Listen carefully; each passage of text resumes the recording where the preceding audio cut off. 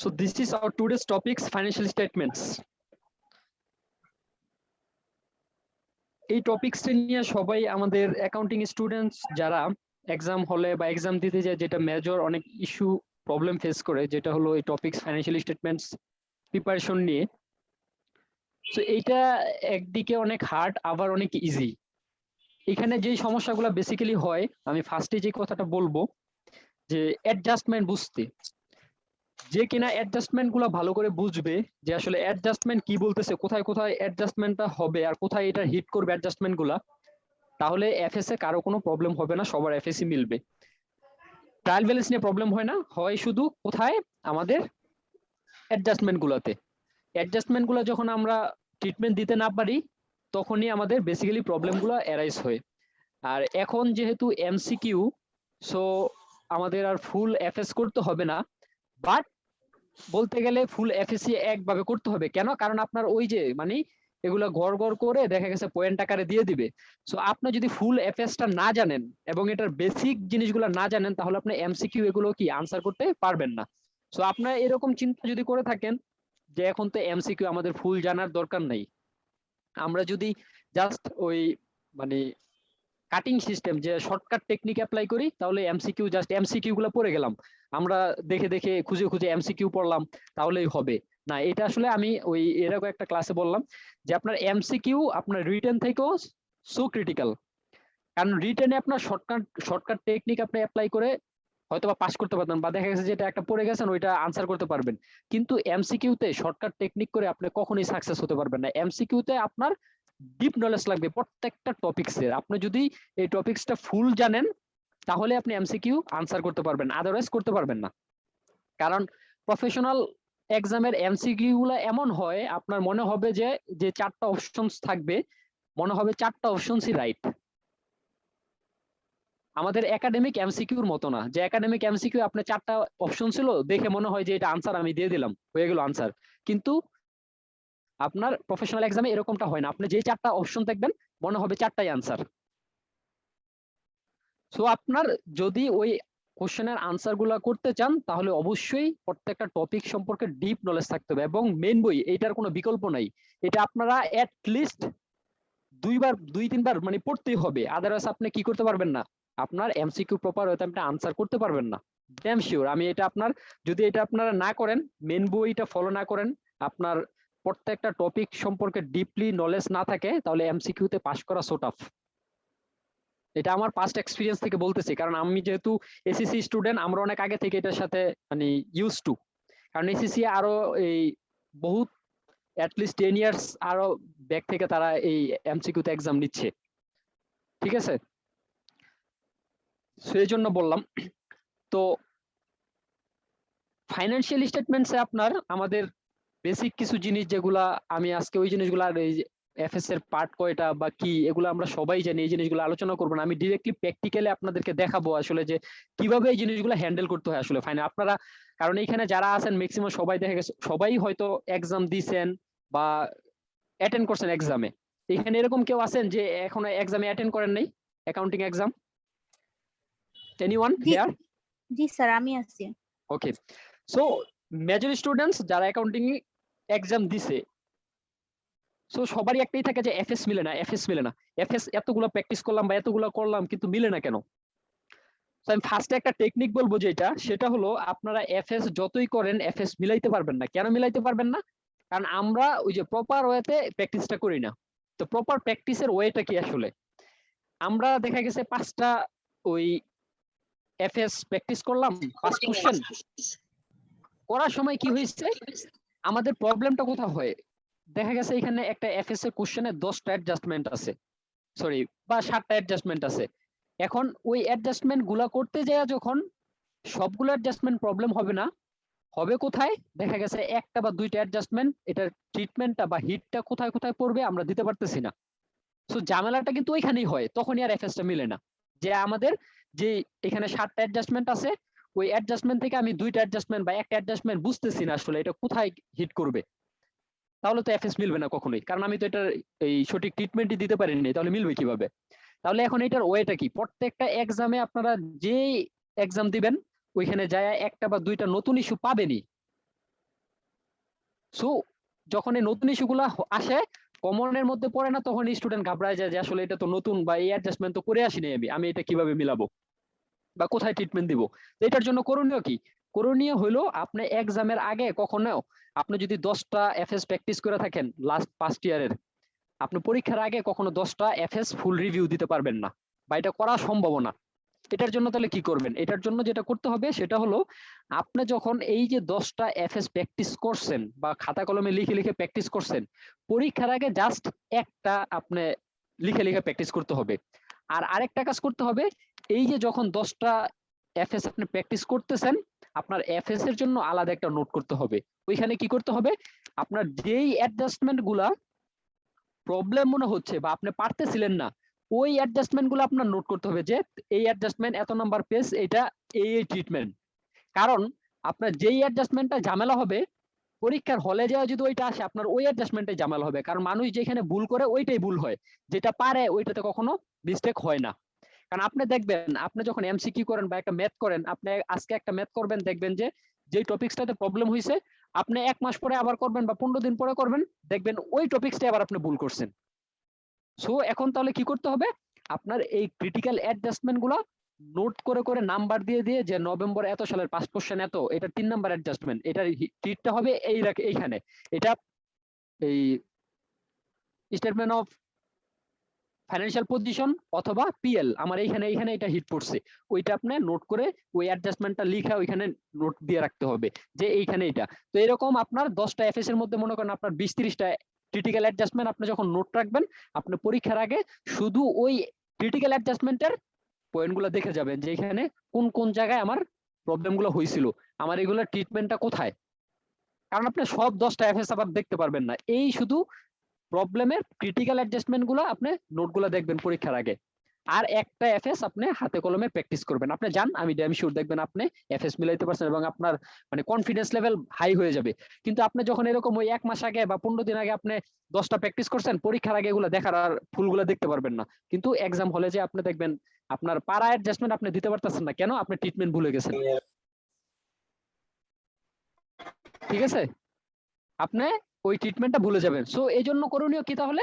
আপনার করণীয় হলো যে ওই ক্রিটিক্যাল অ্যাডজাস্টমেন্ট গুলো আপনি নোট রাখবেন, হোক সেটা 50টা, হোক সেটা 30টা, হোক সেটা 20টা। আপনার অনলি ক্রিটিক্যাল অ্যাডজাস্টমেন্ট নোট করে পরীক্ষার আগে ওইটার ট্রিটমেন্ট গুলো জাস্ট ওই ক্রিটিক্যাল অ্যাডজাস্টমেন্ট গুলো আপনি দেখবেন আপনার খাতা থেকে, নোট থেকে, বই আর যাওয়ার দরকার নেই।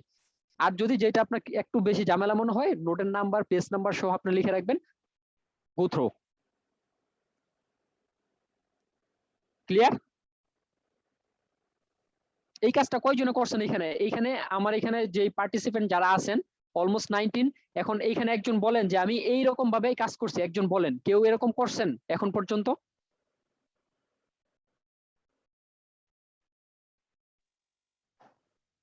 না ভাইয়া। কেউ আছেন একজন যে যে এরকম ভাবে ট্রিটমেন্ট এরকম ভাবে করে আপনি হলে গেছেন? কেউ নাই, দেখেন একজনও নাই। আর এইটা যদি না করতে পারেন তাহলে এফএস কখনোই মিলাইতে পারবেন না। হয়তো আপনার লাকি চান্স হয়তো বা মিলে গেছে, কিন্তু যদি এটা না করেন আপনি মিলাইতে পারবেন না। কারণ আপনি ওই যে আমি যেটা বললাম যে হলে যাবেন, একটা নতুন ইস্যু পাবেনই, মাস্ট বি। কারণ আমরা এগুলো ফেস করে আসছি, দেখছি, জানি। ঠিক আছে, সো এই জন্য বলতেছি ফ্রম মাই পাস্ট এক্সপিরিয়েন্স। আর যদি এটা করেন, ইনশাআল্লাহ আপনি করেন, আপনি যদি এটা ফলো করতে পারেন, আমি বললাম তো আপনি সাকসেস হবেন। আর এখন তো আপনাদের ফুল এফএস করতে হবে না, তারপরও আপনার এই এফএস এই মানে এক্সামে ফুল এফএস আসবে না, বাট আপনার করতে হবে। কারণ আপনি যদি ফুল এফএস না জানেন তাহলে আপনি এমসিকিউ আনসার করতে পারবেন না। কারণ আপনার পার্শিয়াল দেখা গেছে বলে দেবে এখানে জিপি কত, এনপি কত, বা অ্যাডমিনিস্ট্রেটিভ এক্সপেন্স কত, আপনার ডেপ্রিসিয়েশনের পার্ট কত, এরকম এই বক্স বক্স করে করে দিয়ে দিতে পারে। তখন আপনি যদি ফুলটা ক্যালকুলেশন না জানেন, আপনি পার্শিয়াল ক্যালকুলেশন পারবেন না। সো স্কিপ করার কোনো চান্স নাই যে আমি স্কিপ করে ওই যে শর্টকাটে যাব, এমসিকিউতে শর্টকাটে কোনো রাস্তা নাই। এটা মাথায় রাখেন, কারণ আপনারা এখন এক্সাম দেন নাই।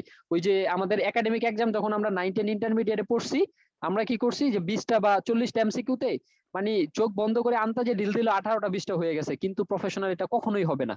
মনে করবেন যে আমি আন্তাজে দিয়ে মানে পাস করে যাবে লাকি, এটা হয় নাই। এই এই পর্যন্ত কারো লাইফে হয় নাই লাকি চান্স, এরকম হয় না। আচ্ছা, সো এইটা করেন, আপনারা ফলো করেন। আমি আজকে বললাম যে এটা এইভাবে আপনারা আগান, দেখেন আপনার নেক্সট এক্সামে এটা রেজাল্ট পাবেন। Not only for financial statement, আপনার ব্যাংক রিকনসিলিয়েশন, আমি লাস্ট ক্লাসে যে ব্যাংক রিকনসিলিয়েশন নিছি, যদি কারো কোনোই থাকে ওই ব্যাংক রিকনসিলিয়েশনের এটা দেখেন ভিডিওটা, তাহলে আশা করি যে মানে উপকার হবে, ঠিক আছে? কারণ এখানে প্র্যাকটিক্যালি ডিরেক্টলি দেখাইছি, উপকার হবে। যারা যারা ছিলেন না ওই ক্লাসে পার্টিসিপেন্ট, যারা এখন আসেন ওইটা দেখেন ভিডিওটা, ওই ক্ষেত্রে এটা করবেন। প্রত্যেকটা ক্ষেত্রে আপনারা যদি এইভাবে নোট করেন, আপনাদের এই সিএ এক্সামের ক্ষেত্রে সব পেপারে আপনারা এটা করেন, ফলো করেন, দেখবেন যে আপনার বেনিফিটেড হয়েছেন। কারণ প্রফেশনাল এক্সাম ভাই আগের দিন রাত্রে পড়ে কখনো পাস করা যায় না, বা হয় না এটা কখনো। সো এই জন্য আপনার ওই আগের দিন রাত্রে ফুল বইও রিভিশন দেওয়ার মতো এই ক্যাপাসিটিও থাকে না। সো আপনার এইভাবে আগাইতে হবে, টেকনিক্যালি আগাইতে হবে।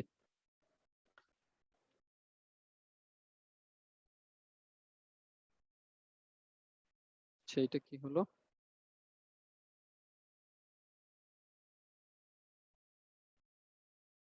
রকিবুল ভাই, আচ্ছা রকিবুল ভাই কি আমাকে শুনতেছেন? এইখানে কি কারো অ্যাক্সেস আছে? আর হয়তো বা কারো কোনো অ্যাক্সেস আছে? আমি এই যে মানে আপনার ইসের মধ্যে দেখা গেছে ওই যে পেন্সিল টানতেছে বা করতেছে, ওইটা একটু অফ করে দেন।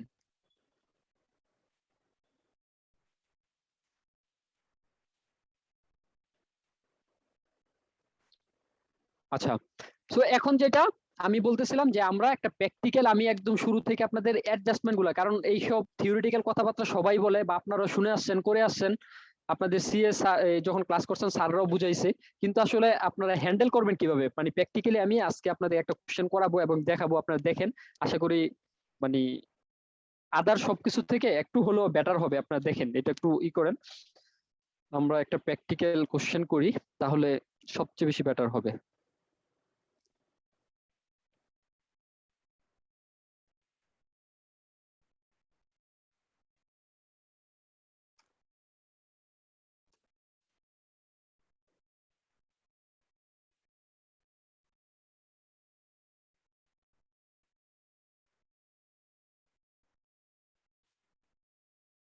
কাজ করতেছে।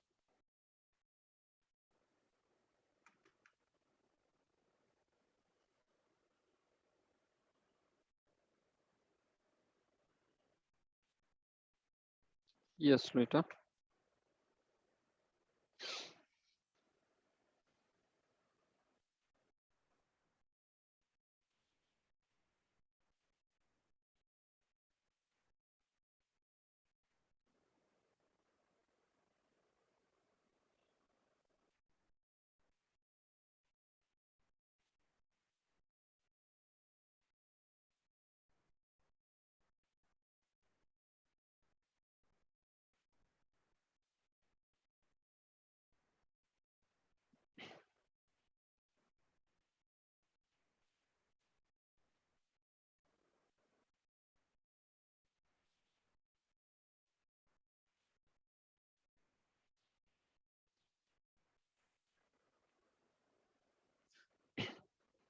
তো এই কোশ্চেনটা সিলেক্ট করার রিজন হলো এখানে নভেম্বর ডিসেম্বরের এই কোশ্চেনটা তো অনেক কিছু, কয়েকটা জিনিস আছে যেটা আনকমন। এবং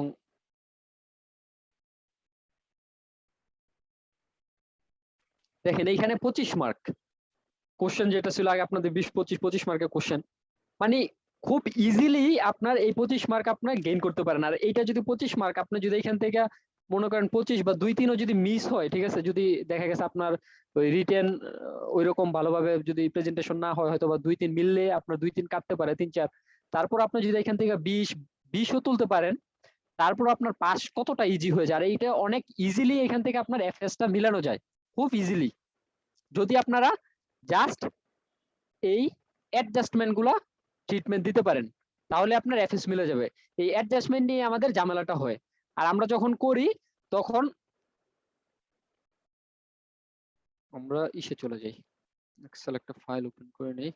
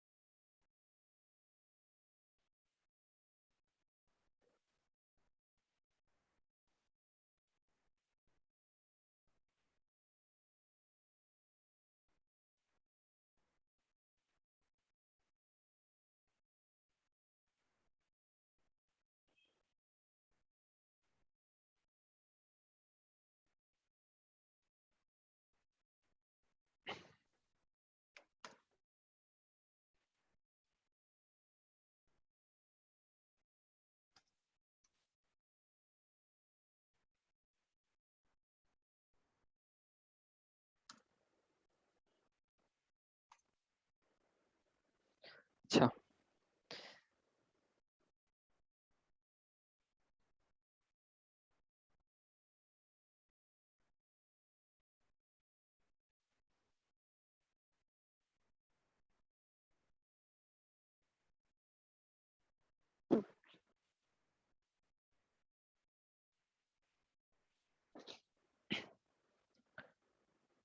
দেখেন ফার্স্টে যে জিনিসটা আপনারা শুরু করবেন কোথা থেকে, আপনার রিকোয়ারমেন্ট আগে পড়বেন। রিকোয়ারমেন্টটা পড়ার পরে যেটা করতে হবে, আপনার শুরুতেই এই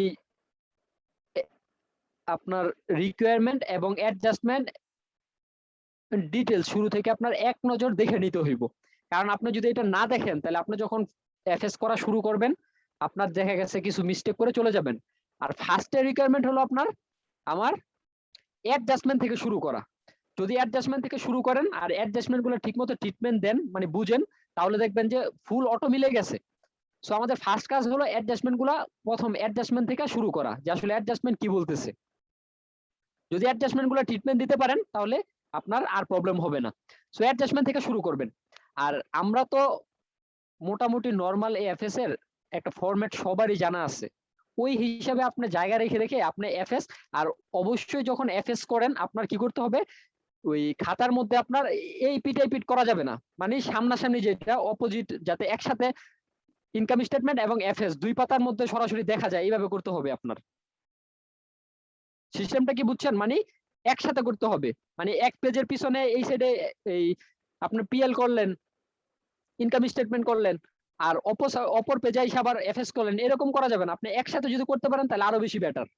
মানে একদম সামনাসামনি, মানে পেজটা এমন ভাবে নিবেন যাতে বাম সাইডে আপনার পিএল স্টার্ট করলেন, ডান সাইডে যাতে একসাথে পেজে অপোজিটে দেখা যায়, সাথে সাথে মানে পাশাপাশি করতে হবে।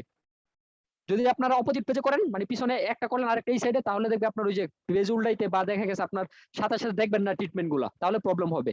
পারলে একসাথে করবেন, দুইটা একসাথে কন্টিনিউ আপনি এই ইনকাম স্টেটমেন্ট অ্যাডজাস্টমেন্টের এগুলো একসাথে নিয়ে আসবেন। দেখেন আমরা আগে অ্যাডজাস্টমেন্ট গুলো নিয়ে একটু আলোচনা করি, তাহলে আপনার বুঝতে সুবিধা হবে। Provision for tax amounting two টাকা কত 37,50,000 on the income of the year ended 30 June 2019 is required to be provided. এইখানে দেখেন ইনকাম ট্যাক্স প্রভিশন করছে কত,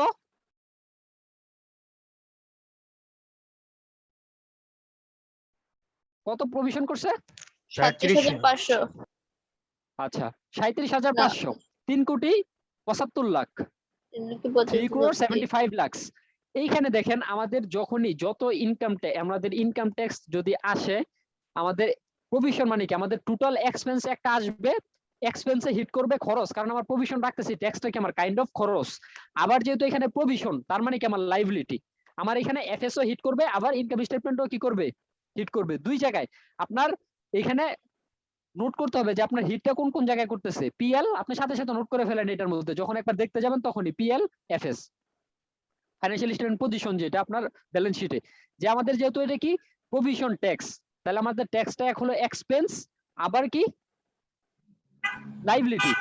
সো আমার দুই জায়গায় এটা হিট করতেছে, এটা আপনার মাথায় নিয়ে আপনার এখানে আপনি নোট করে ফেলেন কোশ্চেনের মধ্যে, যে এটা আমার পিএল এ হিট করবে, আবার লাইবিলিটিতে হিট করবে।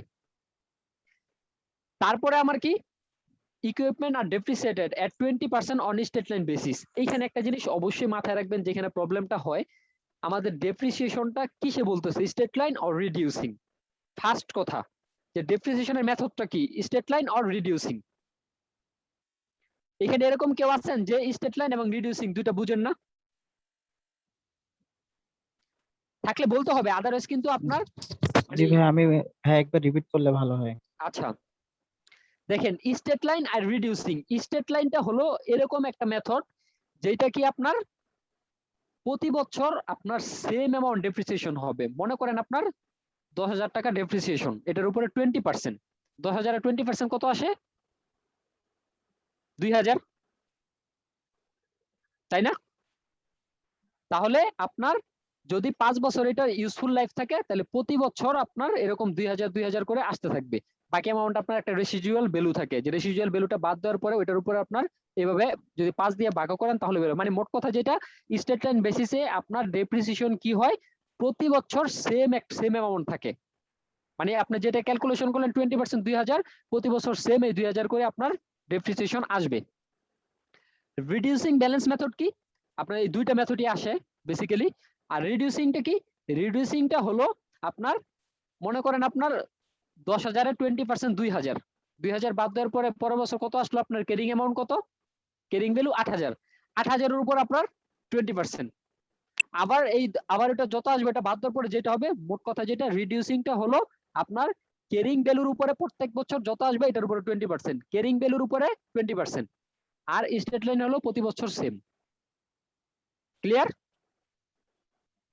ক্লিয়ার। মানে রিডিউসিংটা হলো ক্যারিং অ্যামাউন্টের উপরে যত পার্সেন্ট ডেপ্রিসিয়েশন থাকবে ওইটা ক্যালকুলেশন করবেন, আর স্টেট লাইন হলো পার ইয়ারে সেম অ্যামাউন্ট থাকবে।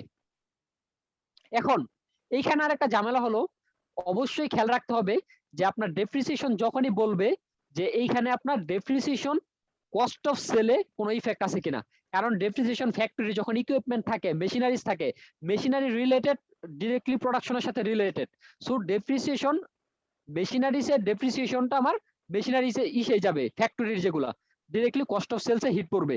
যে এরকম কোনো কিছু এখানে বলছে কিনা, যদি না বলে আপনার এইখানে আপনি কি করবেন, আপনার কস্ট অফ সেলে আনার দরকার নাই। কিন্তু আপনার যদি বলে থাকে আপনার এটা দেখতে হবে যে আসলে অ্যাডজাস্টমেন্ট গুলা আপনার পরে দেখতে হবে যে এখানে এরকম কোনো কথা আছে কিনা। এখানে বলে দেয় ডিরেক্টলি যে ডেপ্রিসিয়েশন যা আসবে এর এত পার্সেন্ট ফ্যাক্টরি রিলেটেড বা প্রোডাকশন রিলেটেড বা কস্ট অফ সেলে হিট করবে, কস্ট অফ সেলে যাবে। এটা খেয়াল করতে হবে। তাহলে ডেপ্রিসিয়েশন এখানে দুইটা জিনিস। আপনার প্রথম কথা হলো যে ডেপ্রিসিয়েশনটা আসলে কোন ইসে বলছে, স্টেট লাইন অর রিডিউসিং। কারণ আমরা রিডিউসিং বলে দিলে ওই যে মাথায় একটাই ধরে নেই, মানে কোর্স স্টেট লাইন যাইলে দুম স্টেট লাইনে আমরা ডেপ্রিসিয়েশন ক্যালকুলেশন করে তাহলে আমাদের অ্যামাউন্টটা ফিগারটা ভুল আসবে, এটা একটা ভুল। দেন ডেপ্রিসিয়েশনের হিটটা কোথায় কোথায় যাবে, এখানে আরো কোনো ডেপ্রিসিয়েশন রিলেটেড কোনো কথা আছে কিনা, যে ফ্যাক্টরিতে এত যাবে, প্রোডাকশন রিলেটেড। যদি ফ্যাক্টরি বা প্রোডাকশন রিলেটেড বলে তাহলে এটা অবশ্যই কস্ট অফ সেলে যাবে, কারণ এটা আমার প্রোডাকশনের সাথে রিলেটেড। আমরা যদি এটা আদার এক্সপেন্সে দেই তাহলে আমাদের ভুল হবে।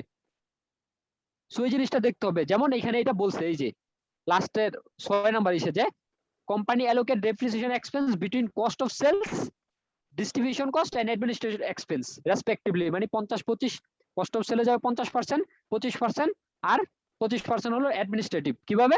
আপনার ইকুইপমেন্ট যা আছে এটার উপরে 20% আগে ডেপ্রিসিয়েশন বের করতে হবে। এখন আসলো মনে করেন 10,000, এই 10,000 আবার 3টা ভাগে ভাগ হবে। 10,000 থেকে 5,000 50% যাবে কস্ট অফ সেলে, আর 5,000 2,500 যাবে ডিস্ট্রিবিউশনে, আর 5,000 2,500 যাবে অ্যাডমিনিস্ট্রেটিভ এক্সপেন্সে। এই জিনিসটা খেয়াল রাখতে হবে। দেন ইনভেন্টরি। ইনভেন্টরিতে কি হয়? ইনভেন্টরিতে দুইটা জিনিস এখানে আমাদের অনেক সময় ট্রায়াল ব্যালেন্স। আমি ইনভেন্টরিতে আরেকটা জিনিস আপনাদের আজকে ক্লিয়ার করে দেই। এটা হলো যদি ট্রায়াল ব্যালেন্স প্রিপারেশন আসে, তো ইনভেন্টরি আমাদের ওপেনিং ক্লোজিং, এখানে কি কেউ আছেন বলতে পারবেন যে এখানে ইনভেন্টরি কখনো ট্রায়াল ব্যালেন্সে ওপেনিংটা আসে না ক্লোজিংটা আসে? ট্রায়াল ব্যালেন্সে কোনটা আসে? ইনভেন্টরি, ওপেনিং ইনভেন্টরি আর ক্লোজিং ইনভেন্টরি? Closing inventory. জি okay, good, fine, exactly right. But why opening inventory trial ব্যালেন্সে কেন আমরা আনি না? বলেন, আমরা তো সবাই অ্যাকাউন্টেন্ট হব। ক্লোজিং জানি আমরা যে ট্রায়াল ব্যালেন্সে আমরা ক্লোজিং ইনভেন্টরি আসে, ওপেনিংটা আসে না। আবার ক্লোজিং ইনভেন্টরিটা আসবে, কখন আসবে এবং আমরা কেন আনি না? ওপেনিংটা কেন আনি না ট্রায়াল ব্যালেন্সে? ক্লোজিং ইনভেন্টরি আনি বাট ওপেনিং ইনভেন্টরি কেন ট্রায়াল ব্যালেন্সে আনি না? পারচেজ আছে বলে। পারচেস আছে বলে। পারচেস থাকলে কেন আনবো না আমরা? পারচেসের সাথে ক্লোজিং এর কি সম্পর্ক?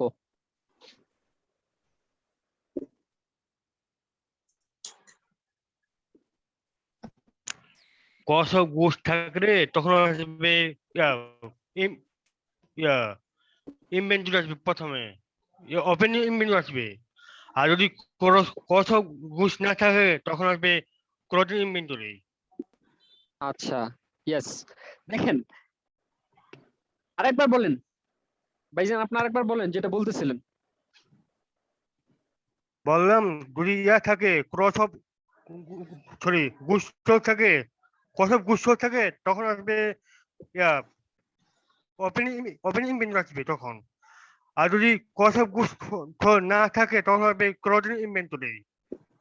আচ্ছা, হ্যাঁ, এই যে দেখেন যেটা ভাই বলতেছিলেন যে পারচেজ, আর এই যে ভাই এটা যেটা বললেন রাইট, আপনার পারচেজ আমরা কেন ক্লোজিং ইনভেন্টরিটা আনি না, রিজনটা হলো আমাদের ট্রায়াল ব্যালেন্সে যখন পারচেজটা দেওয়া থাকে পারচেজের মধ্যেই তো ক্লোজিংটা থাকে। কেন? কারণ ওপেনিং প্লাস পারচেজ আমরা যখন করি, পারচেজ আর এই ওপেনিং ইনভেন্টরি, আর আমরা যখন এখান থেকে সেলসটা বাদ দিয়ে দিই, সেলস করতেছি কারণ ট্রায়াল ব্যালেন্স অবশ্যই সেলস থাকে, তার মানে কি আপনার ওই যে মানে ক্রস অফ হয়ে আমাদের ক্লোজিং ইনভেন্টরিটা কিন্তু থাকতেছে। সো আমাদের ক্লোজিং ইনভেন্টরিটা পারচেজের ভিতরেই আছে, দ্যাটস ওয়াই আমরা কি করি না, ক্লোজিং ইনভেন্টরিটা আবার আনি না। কারণ ক্লোজিং ইনভেন্টরিটা যদি আবার দেখাই তাহলে আমাদের ডেবিট সাইডটা কি হয়ে যাবে, বেশি হয়ে যাবে। ক্লিয়ার? কারণ পারচেজের ভিতরেই ক্লোজিংটা আছে, আমি যা পারচেজ করছি এবং ওপেনিং যা আছে আর সেল যা করে দিলাম এটা মাইনাস করার পরেই তো ক্লোজিং, তাই না? এই জন্য আমরা এই ক্লোজিংটা এখানে আনি না। ঠিক আছে?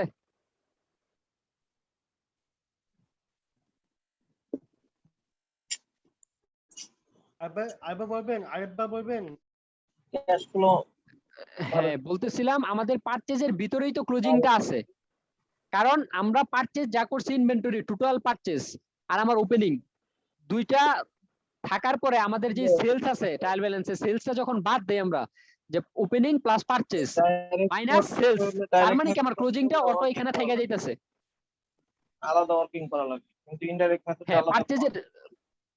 পারচেজের ভিতরে আমার ইনভেন্টরিটা ক্লোজিং ইনভেন্টরি থাকতেছে এজন্য।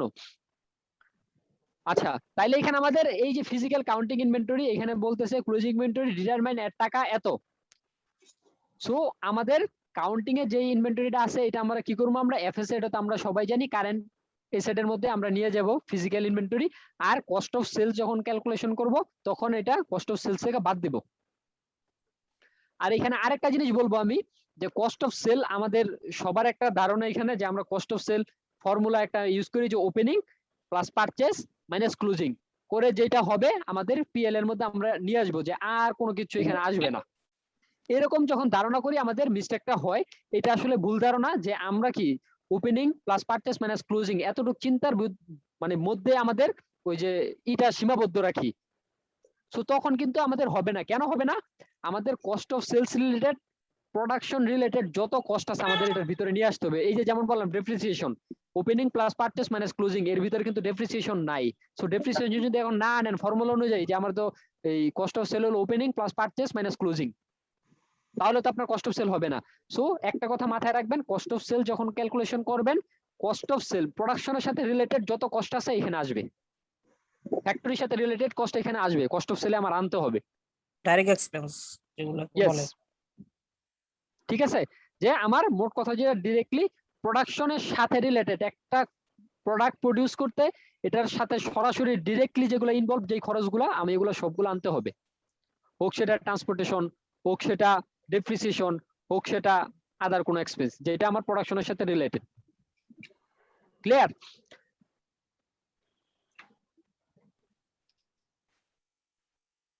আচ্ছা, আরেকটা জিনিস, interest on long term boring is payable semi annually, interest rate on the loan is 6%। এটা আমরা যখন করব তখন দেখব। এখন একটু বলে রাখি, সেমি অ্যানুয়ালি এইখানে যদি আমাদের ইসে লং টার্ম লোন কত আছে একটু দেখি আমরা। লং টার্ম বোরিং কত আছে? 50,000। আচ্ছা, লং টার্ম বোরিং যদি 50,000 থাকে তাহলে এইখানে এই যে 6%, 6% আমার কত আসতেছে 50,000 উপরে? 530, 3,000, তাই না? ইয়ারলি কত আসতেছে? 3,000। এখন এইখানে সেমি অ্যানুয়ালি বলতে আপনার এই যে অ্যাডজাস্টমেন্টটা, এটার অ্যাডজাস্টমেন্টটা আসলে কি হবে বলেন তো একজন? এটা প্রথমে ফার্স্টে বলেন যে এটা হিটটা কোথায় কোথায় পড়বে? অনলি ব্যালেন্স শিটে, only PL A, or PL এবং ব্যালেন্স শিট দুইটাতেই? ফার্স্টে এটা বলেন। পিএল এবং ব্যালেন্স শিট। পিএল এবং ব্যালেন্স শিট দুইটাতেই পড়বে, ইফেক্ট পড়বে, তাই না? জি। আচ্ছা, আর কেউ? আচ্ছা স্যার, আমরা যখন 9-10 এ ব্যালেন্স শিট করতাম তখন একটা ধারণা শুনছি, জি। মানে এটা করতামও যে অ্যাডজাস্টে যে এন্ট্রিগুলো থাকতো ওগুলার ইফেক্ট সবসময় দুটোটাই হইতো। হ্যাঁ, বোথ সাইড ইফেক্ট। হ্যাঁ, এটা ফাইন্যান্সিয়াল স্টেটমেন্টও যাবে, ইনকাম স্টেটমেন্টও আসবে অলওয়েজ। হ্যাঁ, বোথ ইফেক্ট, অ্যাডজাস্টমেন্ট এন্ট্রি গুলা ডিউল ইফেক্ট পড়ে, ঠিক আছে? আবার কোনো কোনো অংশে পড়ে না, ম্যাক্সিমাম মেজরিটি অংশে আপনার মেজরিটি পার্ট বোথ সাইডে ইফেক্ট পড়বে, ঠিক আছে? অবশ্যই বোথ সাইডে ইফেক্ট পড়বে। আবার পড়বে না কখন, আমি এখনই আপনাদেরকে বলে দিচ্ছি। আচ্ছা, তাহলে এইটা বোথ সাইড, এটা বলতেছেন যে বোথ সাইডে এফএস এবং পিএল এ দুই জায়গায় ইফেক্ট পড়বে। তাহলে আমাদের এই যে লং টার্ম লোন আছে 50,000 টাকা, আমি বললাম ইন্টারেস্ট আসছে কত? ইন্টারেস্ট কত? 50,000 হলো কত? 3,000, তাই না? 50,000 এটা কোথায়? স্টোর 6%, তাই তো? 0.06 3000। 3,000। তো এখন এই 3,000 এটা কি আমাদের ফাইন্যান্স কস্ট, তাই না? এটা তো ফাইন্যান্স কস্ট, ফাইন্যান্স কস্ট। আচ্ছা, এই ফাইন্যান্স কস্ট তাহলে বলতেছিলেন যে আমাদের পিএল এবং ব্যালেন্স শিটে দুইটাতেই ইফেক্ট পড়বে। তাহলে আমাদের ফাইন্যান্স কস্ট পিএল এর মধ্যে কত দেখাবো আমরা? 3000। 3,000। ওকে, আমরা এটা পিএল এ 3,000 দেখাইলাম, মনে করেন পিএল এ 3,000 দেখাইলাম। আর ব্যালেন্স শিটে কত দেখাবো? 47,000, 47,000। 47,000? জি। 47,000 কেন? Tell me the 3000 reason. Payable Why? হয়ে গেছে। 3000 3,000 পরিশোধ হয়ে গেছে। আচ্ছা, আর কেউ এখানে কোনো কথা বলবেন, মানে এটা নিয়ে কারো কোনো কনসেপ্ট? আচ্ছা, যদি কেউ না বলেন তাহলে আমি একটু আগাই। এখন দেখেন, প্রথম কথা হলো আমরা লোন নিছি 50,000 টাকা।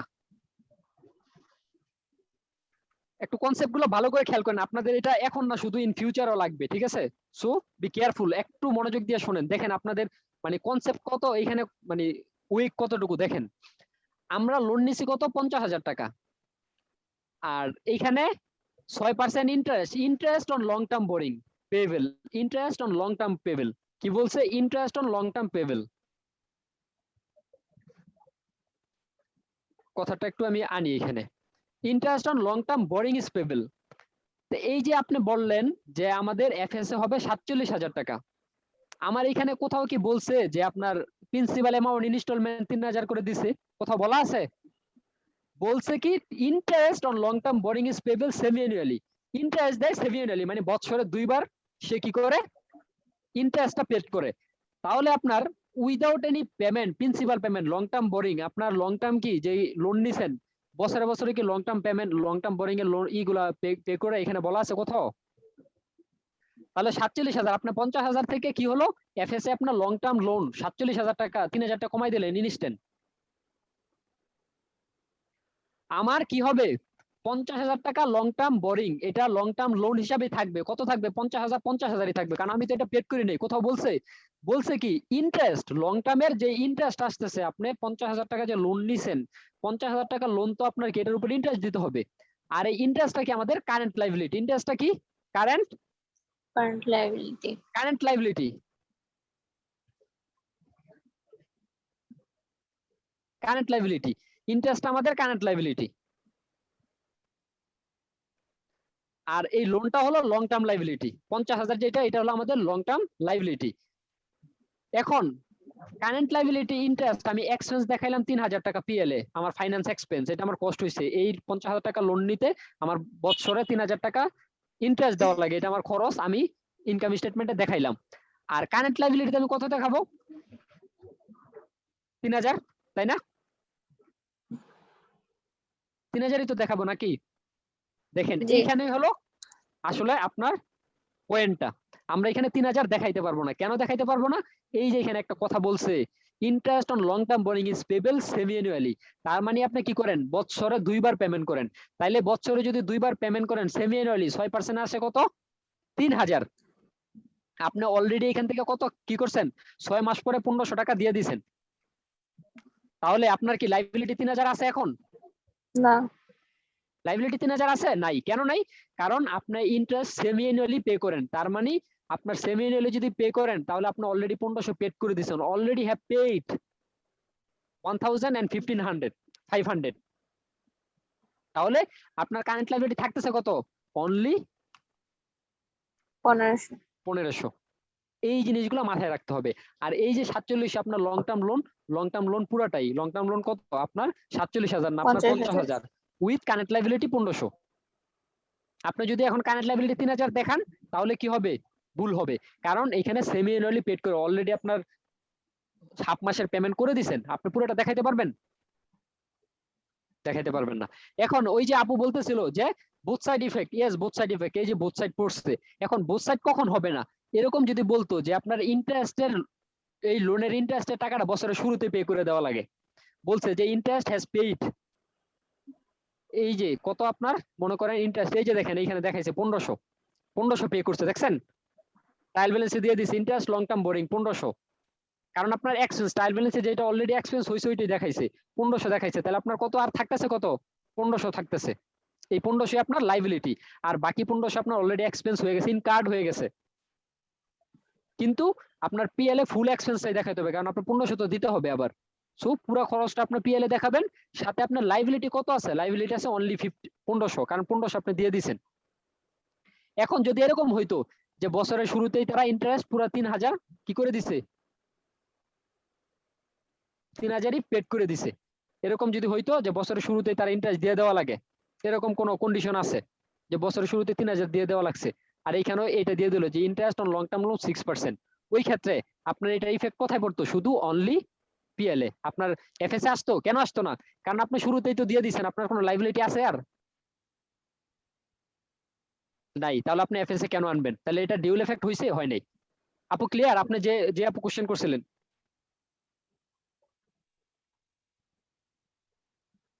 হ্যালো,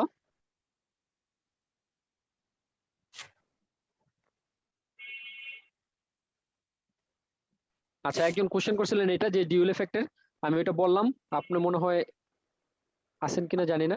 জি ভাইয়া, আছি আমাকে আচ্ছা। বলতেছিলেন, আমি বুঝি হ্যাঁ নাই। হ্যাঁ, আপনার এই যে মানে যেটা বলছিলেন যে বোথ ইফেক্ট হয়, যে কখন হয় না, এই কথাটা বললাম যে বোথ ইফেক্ট হইছে, আবার কখন হয় নাই? কখন হয় নাই? হ্যাঁ যখন আপনার এটা যদি আপনি শুরুতে পে করে দেন, কারণ আপনার ফাইন্যান্স এক্সপেন্সটা এখানে বললাম যে 1500 লাইবিলিটি হ্যাঁ, আছে, কিন্তু আপনি বছরের শুরুতে পেড করে দিলেন, ওই ক্ষেত্রে আপনার লাইবিলিটি আর থাকতেছে না। সো আপনার শুধু 3000 পিএল এর মধ্যে ইফেক্ট পড়তেছে, আর কোথাও ইফেক্ট আসবে না, দুই সাইডে আসবে ইফেক্ট না। হয় নাই। ক্লিয়ার? জি জি এটাই বললাম। জি ওকে, ভাইয়া।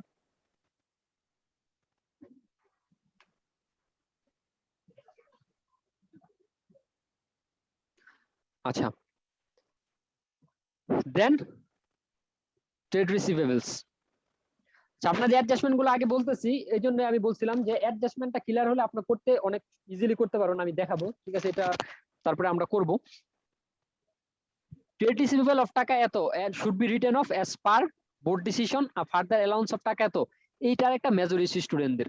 এখানে ট্রিটমেন্টটা কিভাবে কি দিবে স্টুডেন্টরা বুঝতে পারে না। আমি এখানে একটা টেকনিক বলে দিচ্ছি, মাথায় রাখবেন, তাহলে এই অ্যাডজাস্টমেন্ট আর প্রবলেম হবে না।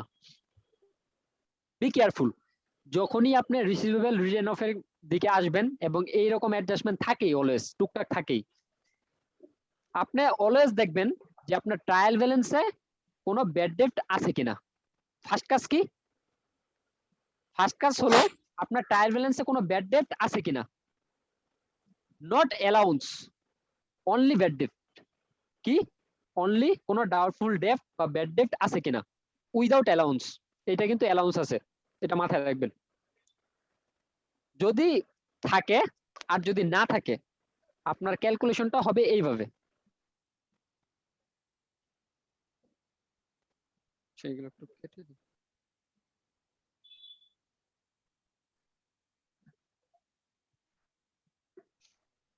দেখেন এই ব্যাড ডেপ্টের ক্যালকুলেশনটা কিভাবে করবেন।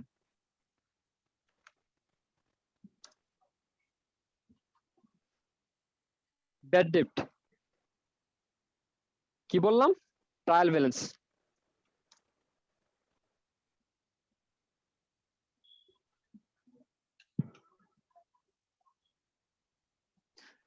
আপনার ফার্স্টে দেখবেন যে ট্রায়াল ব্যালেন্সে কোনো আপনার আছে কিনা ব্যাড ডেপ্ট, যদি থাকে তাহলে এই ফিগারটা। দেন আপনি দেখবেন অ্যাডজাস্টমেন্টে কোনো ব্যাড ডেপ্ট আছে কিনা। এই যে trial balance trade receivable of should be written of মানে আপনার কি এটা ব্যাড ডেপ্ট, আপনার রাইট অফ করতে হবে। কত রাইট অফ করতে হবে? 7,50,000। এটা আপনার ডিউ এখানে। তাহলে আপনার দেখবেন ট্রায়াল ব্যালেন্সে কোনো ব্যাড ডেপ্ট আছে কিনা, তারপরে আপনি দেখবেন অ্যাডজাস্টমেন্টে কোনো ব্যাড ডেপ্ট আছে কিনা, এরপরে দেখবেন আপনি ব্যাড ডেপ্ট অ্যালাউন্স।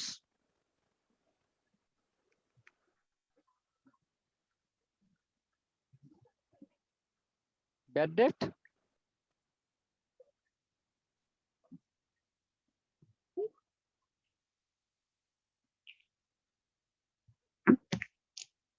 ব্যাড ডেপ্ট অ্যালাউন্স আপনার কোথায়? Adjustment not trial balance. Trial আপনার ব্যালেন্স অ্যাডজাস্টমেন্ট, হ্যাঁ অ্যাডজাস্টমেন্টে নট ট্রায়াল ব্যালেন্স। আপনার অ্যাডজাস্টমেন্টে কোনো ব্যাড ডেপ্ট অ্যালাউন্স আছে কিনা নতুন। এই যে অ্যালাউন্স দেখেন, এ further allowance, further that means new, a further allowance of টাকা এত ইজ প্রোভাইডেড রিকভারেবল ডেপ্ট। সো আপনার কি ফার্স্ট হলো ব্যাড ডেপ্ট দেখবেন ট্রায়াল ব্যালেন্স আছে কিনা, আর এই ব্যাড ডেপ্ট হলো অ্যাডজাস্টমেন্ট, আর এটা হলো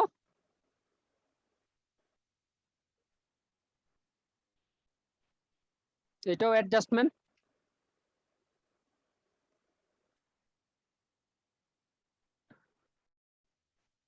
যদি থাকে তারপরে আপনার এই টোটালটা আপনি যোগ করে ফিগারটা এখানে যেটা আসবে, সরি তিনটা ফিগারের যে যোগফল আসবে এটা আপনার কি হবে? পিএল এ চলে আসবে। কোথায় আসবে? পিএল এ। ক্লিয়ার জিনিস। আপনি ফার্স্টে দেখবেন ব্যাড ডেপ্ট আপনার ট্রায়াল ব্যালেন্স আছে কিনা, ব্যাড ডেপ্ট নট অ্যালাউন্স, ব্যাড ডেপ্ট আছে কিনা, যদি থাকে ওইটা প্লাস আপনার অ্যাডজাস্টমেন্টে ব্যাড ডেপ্ট আছে কিনা এইটা, প্লাস আপনার অ্যাডজাস্টমেন্টে কোনো ব্যাড ডেপ্ট অ্যালাউন্স আছে কিনা, তিনটা জিনিস যোগ করে আপনার এক্সপেন্স হিসাবে আপনার ইসে দেখাবেন, পিএল এ দেখাবেন। দেন সেকেন্ড ট্রিটমেন্ট, ওই যে বোথ ইফেক্ট ডিউল ইফেক্ট যেটা বললাম, কোথায় যাবে? আপনার পিএলএ ব্যালেন্স শিটে। কারণ এই যে আমাদের ট্রায়াল ব্যালেন্স আছে কত, এখানে 91,000 ট্রায়াল ব্যালেন্সে আছে। তাহলে আমি আমার কারেন্ট এসেটে আমি দেখাবো না? 91,000 কারেন্ট এসেটে দেখাবো না ব্যালেন্স শিটে? কি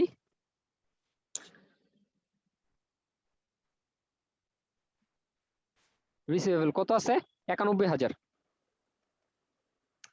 কিন্তু আমি যদি এই যে রিসিভেবল কারেন্ট এসেটে 91,000 দেখাই, তাহলে কি আমার এটা ঠিক হবে? কেন ঠিক হবে না?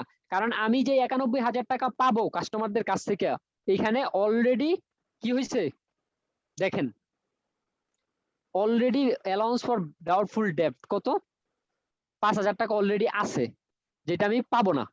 তাহলে আমি যদি এখানে দেখাই যে আমি 91,000 টাকা আমার রিসিভেবল আছে, তাহলে এসেট এটা কি ঠিক হবে, রাইট হবে না রং হবে? কারণ 91,000 থেকে অলরেডি বলে দিচ্ছে এখানে ট্রায়াল ব্যালেন্সে যে আমি 5,000 অলরেডি পাবো না, তাহলে এই 5,000 আমার বাদ দিতে হবে না? 5,000 বাদ দিতে হবে। দেন এখন এটা তো আছেই, সাথে আরো অ্যাডজাস্টমেন্টে বলে দিছে যে আমার রিসিভেবল আরো 7,50,000 টাকা কি করতে হবে?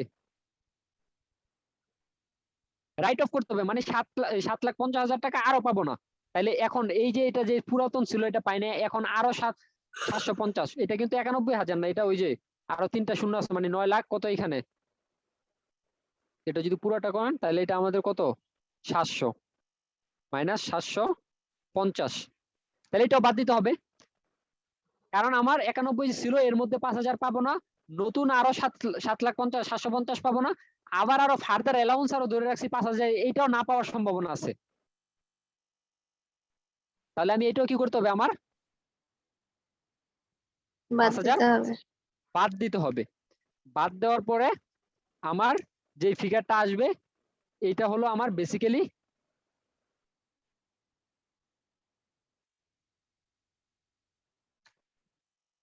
কি রিসিভেবল, তাহলে আমি রিসিভেবল হিসেবে কোন ফিগারটা দেখাইতে পারবো? এই ফিগারটা দেখাইতে পারবো। এখন আমি যদি রিসিভেবল এই ফিগারটা দেখাই দেই তাহলে কি এটা রাইট হবে? হবে না, কারণ আমার আসলে তো এসেট এত নাই, আমার এসেট আসে বেসিক্যালি এত আছে এখন। তাহলে এই ট্রিটমেন্টটা বুঝছেন? দুইটা জিনিস এরকম যখন থাকবে আমাদের ক্যালকুলেশনটা হবে একটা এক্সপেন্সে যাবে আর রিসিভেবল থেকে বাদ দিয়ে দেখাইতে হবে। আর ডেপ্রিসিয়েশনের যে হিটটা এটা তো বললামই আমি, যে যত পার্সেন্ট থাকবে 20% কিসের? ইকুইপমেন্ট। ইকুইপমেন্ট যত থাকবে এটার উপরে 20%, যদি 10,000 হয় তাহলে 10,000-এর 50% কস্ট অফ সেলে যাবে, আর 5,000 2,500 ডিস্ট্রিবিউশন, অ্যাডমিনিস্ট্রেটিভ 2,500 রেসপেক্টিভলি। এই ক্যালকুলেশন অনুযায়ী ডেপ্রিসিয়েশনটা ভাগ করে দিয়ে দিতে হবে। আবার 20% ডেপ্রিসিয়েশন ক্যালকুলেশন করে পুরোটা কস্ট অফ সেলে দেওয়া যাবে না। দেন এই যে এটা হলো একটা ক্যালকুলেশন, এটা একটা মেজর একটা পার্ট। দেখেন ইম্পেয়ারমেন্ট, এটা যদিও এখন আপনাদের ওই লেভেলে এখন আপনারা আসেন নাই। ইম্পেয়ারমেন্ট এটার ট্রিটমেন্টটা হবে according to IS 36। Impairment according IAS 36। আপনার এজ এ অ্যাকাউন্টেন্ট হিসাবে, চার্টার্ড অ্যাকাউন্টেন্ট, আপনার ভ্যালু কোথায় আর একটা নরমাল অ্যাকাউন্টেন্ট এবং আপনার ডিফারেন্স কোথায়? আপনার ডিফারেন্সটা কোথায়? এই IS/IFRS এ ট্রিটমেন্ট, অ্যাকাউন্টিং ট্রিটমেন্ট। কারণ একজন নরমাল অ্যাকাউন্টেন্ট যা দেখবে আপনি তা দেখবেন না, আপনি ভিন্নভাবে দেখবেন। সে যে অ্যাকাউন্টিং ট্রিটমেন্ট দিবে আপনি তা দিবেন না, আপনি একটু ভিন্ন ট্রিটমেন্ট দিবেন। কি ট্রিটমেন্ট দিবেন? আপনার ভ্যালুটাই এখানে অ্যাকাউন্টেন্টের, একজন চার্টার্ড অ্যাকাউন্টেন্টের মূল্যটা, ভ্যালুটা কোথায়? কারণ একজন লয়ার সে ট্রিটমেন্ট দিবে অ্যাকর্ডিং টু ল, আর আপনি এজ এ অ্যাকাউন্টেন্ট হিসেবে আপনার ট্রিটমেন্ট হবে according to standard, accounting standard অনুযায়ী। একজন নরমাল অ্যাকাউন্টেন্ট সে কখনো অ্যাকাউন্টিং স্ট্যান্ডার্ড অনুযায়ী ট্রিটমেন্ট দিতে পারবে না, যেখানে একজন চার্টার্ড অ্যাকাউন্টেন্ট প্রত্যেকটা treatment according to accounting standard হইতে হবে। আর যদি না হয় তাহলে এই কি আপনার অ্যাকাউন্ট ঠিকমতো হবে না, রং হবে। এখন এইখানে আসি ইম্পেয়ারমেন্ট। এইখানে দেখেন একটা কথা বলছে কি, 30 June 2019 impairment based on equipment revealed that an impairment loss has to be recognized, যে এসেটের ইম্পেয়ারমেন্ট লস হইছে এটা রিকগনাইজড করবে। the fair value less cost to sell the asset at 30 June 2019 was 30 কত এখানে 3.25 lakhs and value in use has been estimated by the company at 3.35 lakhs। এখন এইখানে ট্রিটমেন্টটা কিভাবে হবে? ইম্পেয়ারমেন্টটা কখন হয়?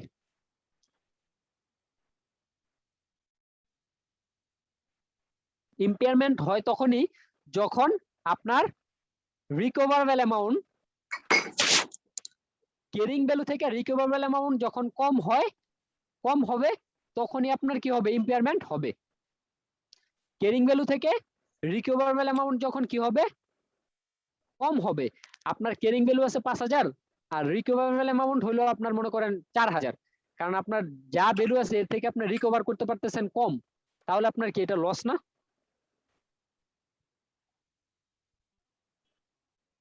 লস। সো এই রিকভারেবল অ্যামাউন্ট যখন ক্যারিং ভ্যালু থেকে কম হবে তখনই আপনার কি হবে? ইম্পেয়ারমেন্ট লস হবে।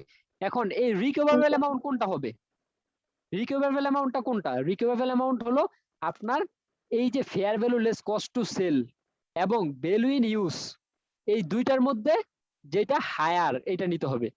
দুইটার মধ্যে যেটা হায়ার অ্যাকর্ডিং টু IAS 36 আপনার রিকভারেবল অ্যামাউন্ট হবে higher, fair value less cost to sell and value in use, এই দুইটার মধ্যে যেটা হায়ার এটা আপনার নিতে হবে ভ্যালু হিসেবে। এখন মনে করেন আপনার ক্যারিং ভ্যালু আছে, আমরা এটাই দেখি।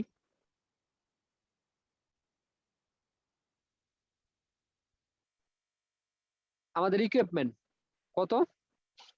1 লাখ। ইকুইপমেন্ট আছে, সরি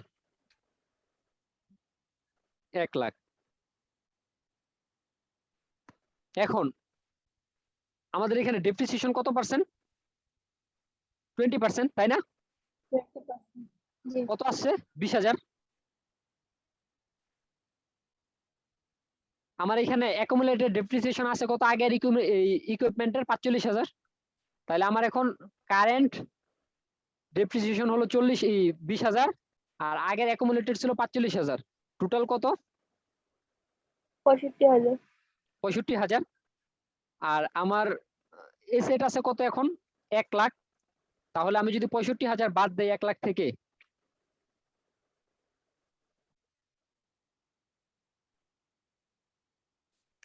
আমার এসেটের ক্যারিং ভ্যালু কত? 35,000। দেখেন এটা ইম্পর্টেন্ট একটা টপিক, আপনার 35,000। সো এখন আমার ক্যারিং ভ্যালু কত? 35,000। কিন্তু আমার এইখানে বলতেছে যে আমার এসেটের ইম্পেয়ারমেন্ট হয়েছে, তাহলে আমি কি 35,000 পাবো? পাবো না। তো কোনটা পাবো? এইখানে আমার এই দুইটার মধ্যে হায়ার অফ যেটা, এই ভ্যালুটা নিতে হবে। কারণ আপনি রিকভার করতে পারতেছেন এইটা 33,500, আপনি রিকভার করতে পারতেছেন কত? 33,500। 33,500, কিন্তু আপনার ক্যারিং ভ্যালু আছে 35,000। তাহলে আপনি কি এসেটের এই যে দেখেন অ্যাকর্ডিং টু IAS 36 আপনি কখনো এই 35,000 আপনার ফাইনান্সিয়াল স্টেটমেন্টে দেখাইতে পারবেন না, কারণ asset should not be recognised than recoverable amount. আপনি রিকভার করতে পারবেন 33,500, কিন্তু আপনার ক্যারিং ভ্যালু আছে 35,000। তাহলে আপনি যদি 35,000 এফএসএ দেখান, তাহলে এসেট কি ওভারস্টেট হবে না? এসেট কি বেশি দেখাবেন না এসেটের ভ্যালু? আর এসেটের ভ্যালু কখনো ওভারস্টেট দেখানো যাবে না। তার মানে কি আপনার এখানে আমার ইম্পেয়ারমেন্ট লস হচ্ছে কত?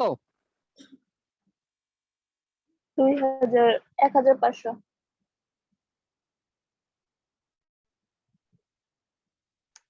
1500। এই ইম্পেয়ারমেন্ট লসটা আমার দেখাইতে হবে পিএল এ লস হিসাবে, ইম্পেয়ারমেন্ট লস হিসেবে 1500 টাকা দেখাবো। আর আমি ফাইনান্সিয়াল স্টেটমেন্ট ইকুইপমেন্টের ভ্যালু কত দেখাবো? এইটা দেখাবো নাকি এইটা দেখাবো? 33,500 দেখাবো না 35,000 দেখাবো? কোনটা দেখাবো? 33,500। 33,500 অফ কোর্স। কেন? কারণ ওই যে বললাম according to IAS 36 asset should not be recognised higher than recoverable amount. আপনার রিকভারেবল অ্যামাউন্টের থেকে বেশি আপনি কি করতে পারবেন না, এসেটের ভ্যালু দেখাইতে পারবেন না। That's why you should be recognised 33,500, and বাকিটা আপনার ইম্পেয়ারমেন্ট লস হিসেবে ট্রিটমেন্ট দিতে হবে। ক্লিয়ার? জি স্যার। আচ্ছা, এতক্ষণ পর্যন্ত অ্যাডজাস্টমেন্টের যে কথাগুলো বললাম, এইখানে কারো কোনো প্রবলেম? আচ্ছা, আজকে ক্লাসে মানে দেখলাম পার্টিসিপেন্ট 20 জন ছিল, 20 জন থেকে 14 জন, 6 জন অলরেডি মানে লিভ করছে। মানে কি ক্লাস কি মানে আমি মানে যা টপিকস কি বুঝাচ্ছি বুঝতে পারতেছেন না, নাকি মাথার উপর দিয়ে যাচ্ছে, কোনটা? আপনারা যদি একটু না বলেন তাহলে আমি কিন্তু ওই যে আমি মানে বুঝতে পারবো না বিষয়গুলো। মানে আপনারা কি মানে জিনিসগুলো বুঝতেছিলেন নাকি আমি মানে বেশি ওভারলোড হয়ে যাচ্ছে? না, বুঝতে পারতেছি। একটু ফিডব্যাক দরকার আপনাদের। Sir ji please. ইকুইপমেন্ট ডিপ্রিসিয়েশনের স্টেট লাইন বেসিস আর রিডিউসিং বেসিস, হ্যাঁ এই জিনিসটা যদি আবার একটু রিপিট করতেন। আচ্ছা, এটা আমি একটু আপনাদেরকে দেখাই তাহলে বুঝবেন। আচ্ছা ডিরেক্টলি দেখাই দিই। আমাদের ইকুইপমেন্টের ভ্যালু কত? 1 লাখ, তাই না? জি যখন রিডিউসিং স্টেট লাইন বলবে যে 20%, দ্যাট মিন্স আপনার এটার উপরে কত? 20%। তাহলে 20%.2 কত আসছে আমাদের? 20,000, তাই না? আপনার প্রত্যেক বছর পার ইয়ারে ডেপ্রিসিয়েশন 20,000 করে মনে করেন 5 বছর হবে, তাহলে প্রতি বছর কত করে হবে? এরকম 5,000 করে করে আপনার 20,000, পরের বছরও সেম 20,000,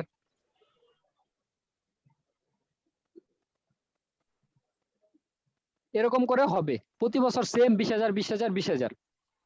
এটা তো যখন স্টেট লাইন। সেট লাইন যখন রিডিউসিং বলবে তখন কি হবে? তখন হবে এইটা 1 লাখ মাইনাস 20,000। 20,000। এটা হলো আপনার ফার্স্ট ইয়ারের ডেপ্রিসিয়েশন। কত? First year. সেকেন্ড ইয়ারে এসে ডেপ্রিসিয়েশন কত হবে? 80,000 এর উপর ধরবো। আপনার আমার আবার ধরতে হবে কোনটার উপরে? ওই যে 80,000 এর উপর। 20,000 ওইটার উপরে ধরলে হবে না, আমার ধরতে হবে 80,000 এর উপরে। পয়েন্ট 16,000। দেন আবার আমার থার্ড ইয়ার এসে কি করতে হবে, এটা আবার ক্যারিং ভ্যালু, মানে মোট কথা যেটা ক্যারিং ভ্যালুর উপরে আপনার যেটা হবে ওইটার উপরে ডেপ্রিসিয়েশন হবে 64,000। থার্ড ইয়ার এসে আবার আপনার এই 64,000 উপর আবার 20%, এরকম ভাবে যাবে। এটা হলো রিডিউসিং। রিডিউসিংটা হলো ডেপ্রিসিয়েশনটা আপনার ক্যারিং ভ্যালুর উপরে হয়।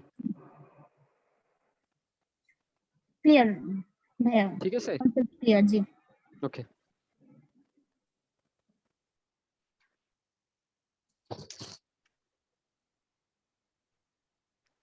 আর কার কোনো ইস্যু?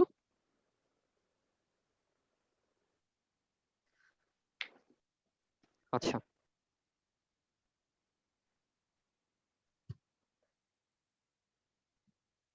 একটু আমি একটা জিনিস জানতে চাচ্ছিলাম, হ্যাঁ হ্যাঁ বলেন প্লিজ। ইম্পেয়ারমেন্ট লসটা মানে এটা তো ম্যাথে অ্যামাউন্ট বলা আছে, কিন্তু আমরা রিয়েলিটি যখন আমরা কোনো অ্যাকাউন্টস করবো বা তখন এটা কিভাবে মানে মেজার করে বা এটা কিভাবে হিসাব করবো? মানে হ্যাঁ, কি impairment- এটা হলো ইম্পেয়ারমেন্ট লসটা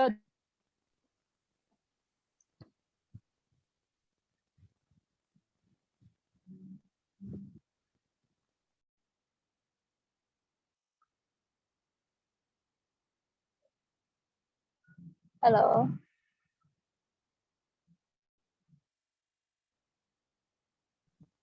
হ্যালো,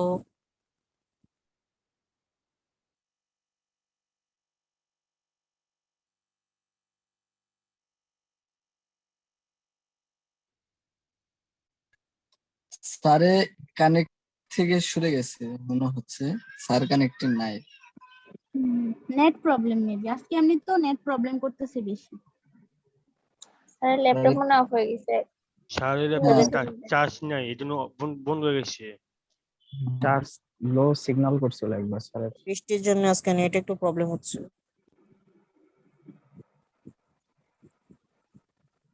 ওয়েট করে দেখি স্যার আবার আসতে পারে কিনা। আচ্ছা বলেন।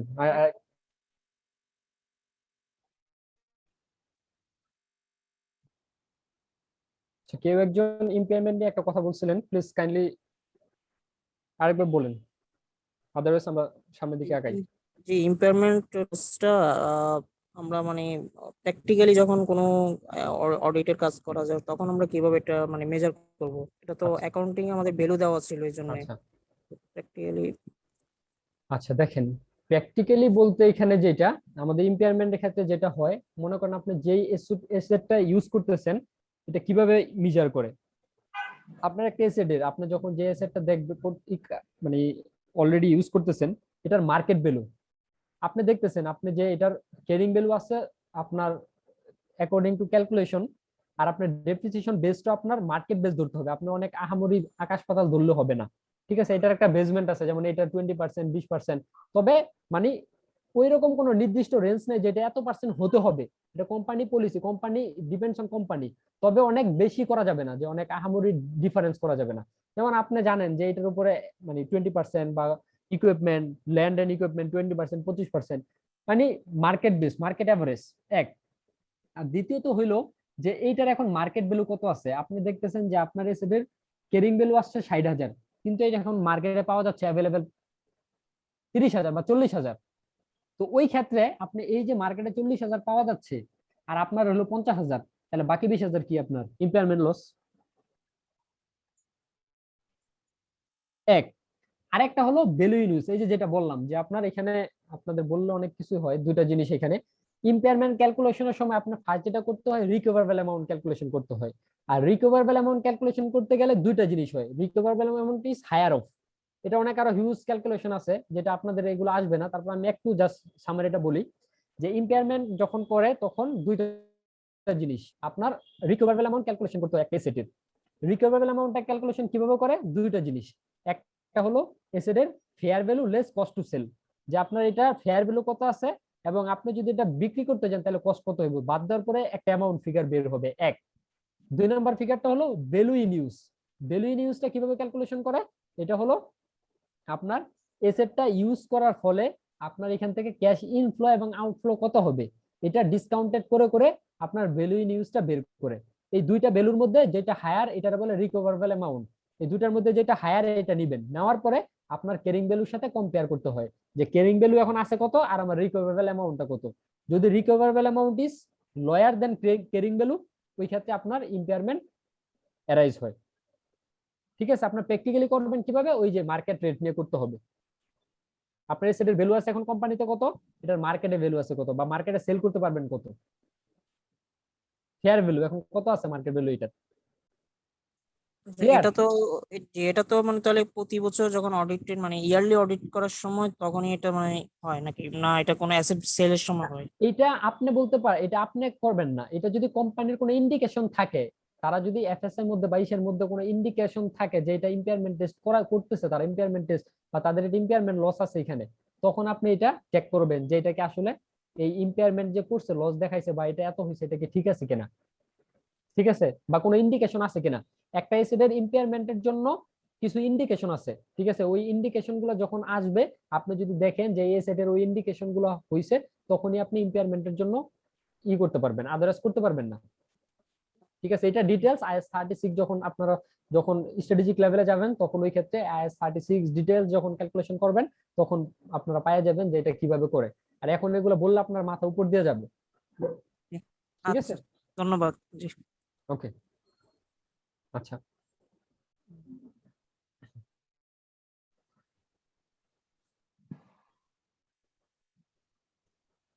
আমরা ক্যালকুলেশন আসছে এখন ম্যাথে। দেখেন এখানে কয়েকটা জিনিস, আমরা যখন কম্প্রেহেনসিভ ইনকাম করব কমন কিছু ইস্যুস আছে। সেলস, সিইউজিএস, শর্টকাটে লিখি,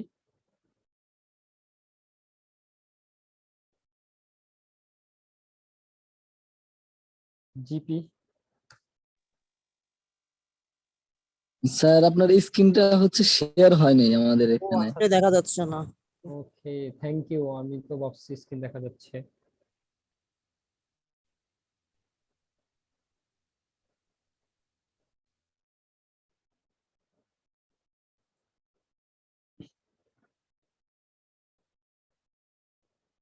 এখন আসছে। আচ্ছা,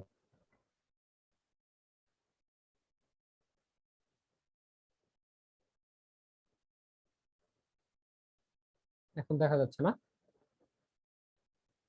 জি, ওকে, দেখা যাচ্ছে।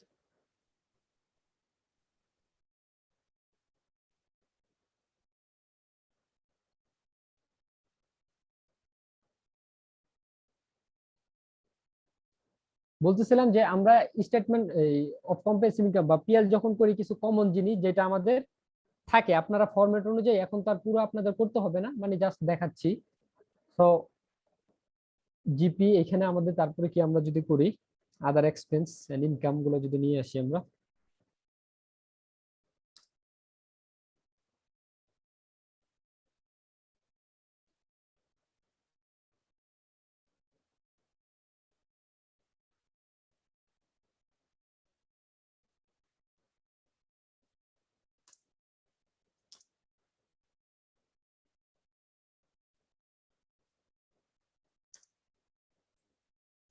income।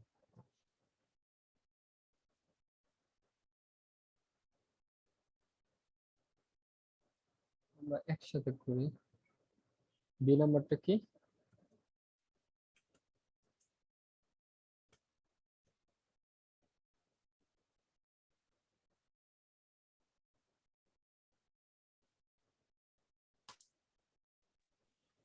স্যার আমার একটা কোশ্চেন ছিল, জিপি থেকে আমরা অপারেটিং এক্সপেন্স গুলা বাদ দিই কিনা? হ্যাঁ, অবশ্যই। স্যার এটা কি আসবে কি আদার এক্সপেন্স এবং ইনকামের আগে? হ্যাঁ হ্যাঁ, থ্যাংক ইউ, এটা অবশ্যই আগে আসবে অপারেটিং এক্সপেন্স। আমি শর্টকাটের জন্য ডিরেক্টলি দিয়ে দিয়েছিলাম ফাইনান্সিয়াল স্টেটমেন্টস।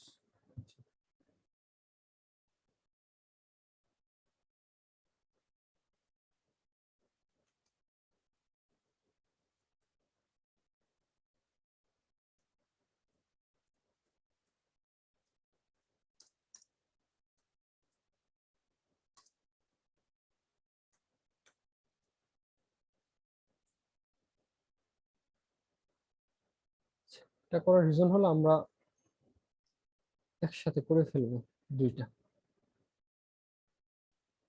সেট।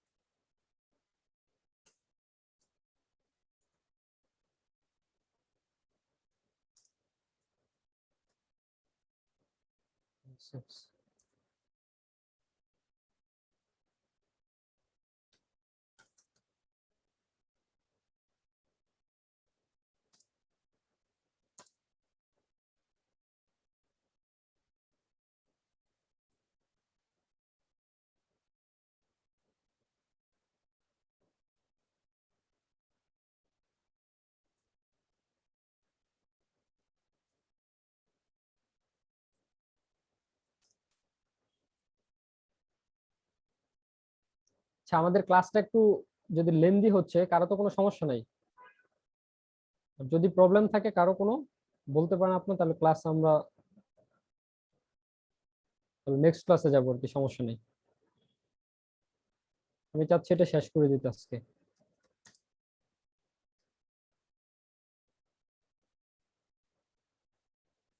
আচ্ছা, সো এটা আমরা আমরা কি বলছি যে আমরা ফার্স্টেই সেলসটা তো আমরা জানি এখানে দেওয়াই থাকে অটোমেটিক, আমরা সেলসটা এখানে ফিগার থাকি। আমরা যদি এটা নিয়ে আসি, সেলসের ফিগারটা দেওয়াই থাকে। অ্যাডজাস্টমেন্ট ধরে বলছি, আমরা অ্যাডজাস্টমেন্ট ধরে কাজ করব। ফার্স্টে প্রভিশন ফর ট্যাক্স অ্যামাউন্টিং এত, এটা কি আমাদের বলছিলাম যে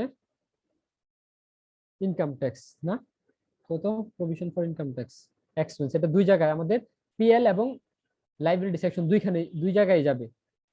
তাহলে আমাদের কত provision for income tax, figure গুলো আগে দেই। 37,500।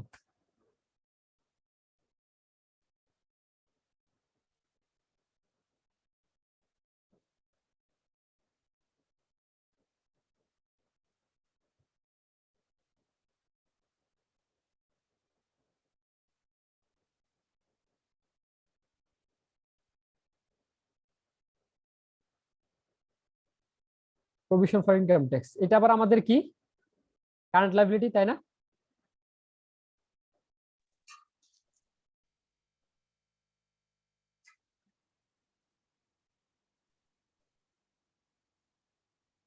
সরি, কারেন্ট অ্যাসেট দিয়ে রাখছি।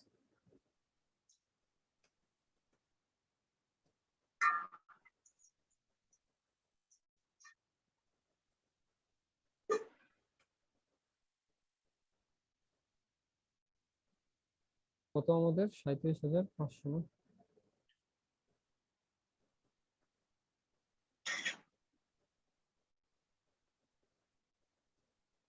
37,500 current liability.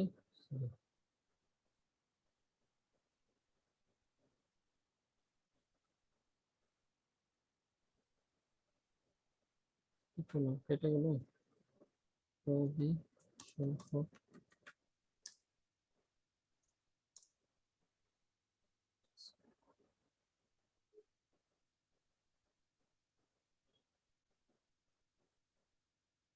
Income tax directly আপনারা দিবেন, ইনকাম ট্যাক্স ওইখানে আপনাদের বোঝার জন্য আমি এটি লিখলাম, প্রভিশন ফর ইনকাম ট্যাক্স 37,500, এটা ট্রিটমেন্ট শেষ। Equipment are depreciated at 20% on straight line basis, তাহলে এটা যেহেতু আমাদের কস্ট অফ সেলের সাথে রিলেটেড, আমরা ওয়ার্কিং এ নিয়ে যাব। ঠিক আছে, যে একটু কস্ট অফ সেলটা আমরা ক্যালকুলেশন করে নিই।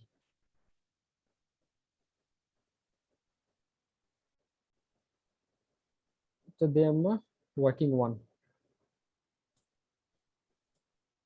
Cost of sale. Cost of সেলে ফার্স্ট কি আমাদের ওপেনিং ইনভেন্টরি, তাই না?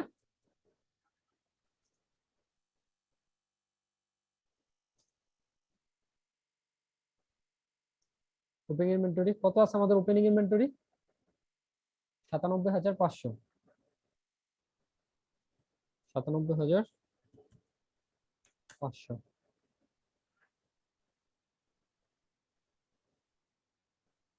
পারচেস আছে কত?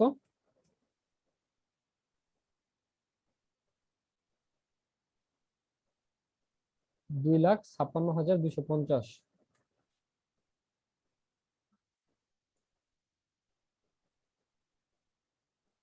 এখন আসি ডেপ্রিসিয়েশন।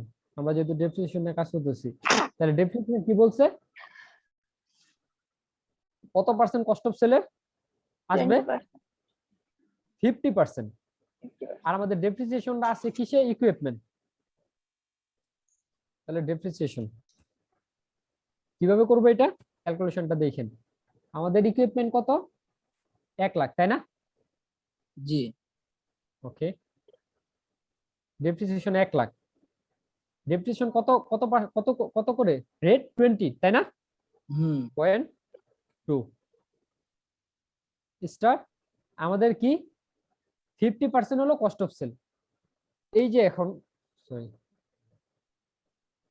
আমাদের ডেপ্রিসিয়েশন কত বেড়েছে? 20,000। এই 20,000 কি পুরোটা কস্ট অফ সেলে আসবে? না, কত আসবে? 50%। তাহলে আমাদের 50%। অনলি 10,000। 0.5, 10,000, তাই না? আমরা এটা দিয়ে দিলাম। তাহলে এটার ক্যালকুলেশনটা আমরা পরে এতটুকু করে রাখলাম, পরে দিব। জাস্ট ক্যালকুলেশনটা করে রাখলাম ইকুইপমেন্টে। আর ইকুইপমেন্ট, তাহলে আমাদের ইকুইপমেন্টের ভ্যালু এখানে কত দাঁড়াচ্ছে ওইটাও ক্যালকুলেশন করে রাখি একটা। একটু নোট রাখি স্টপ সেলে, তাহলে বুঝতে সুবিধা হবে। আরেকটা জিনিস করি,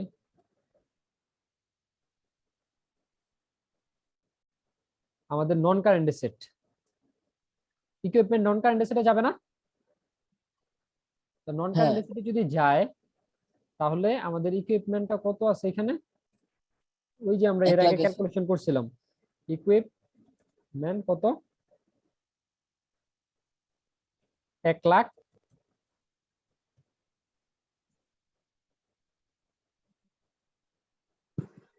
into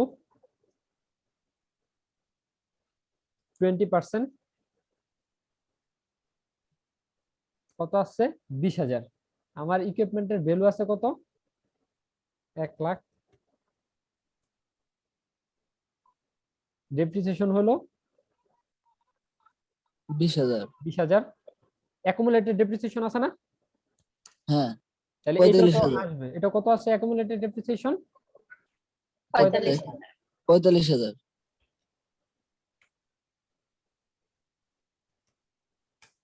45,000।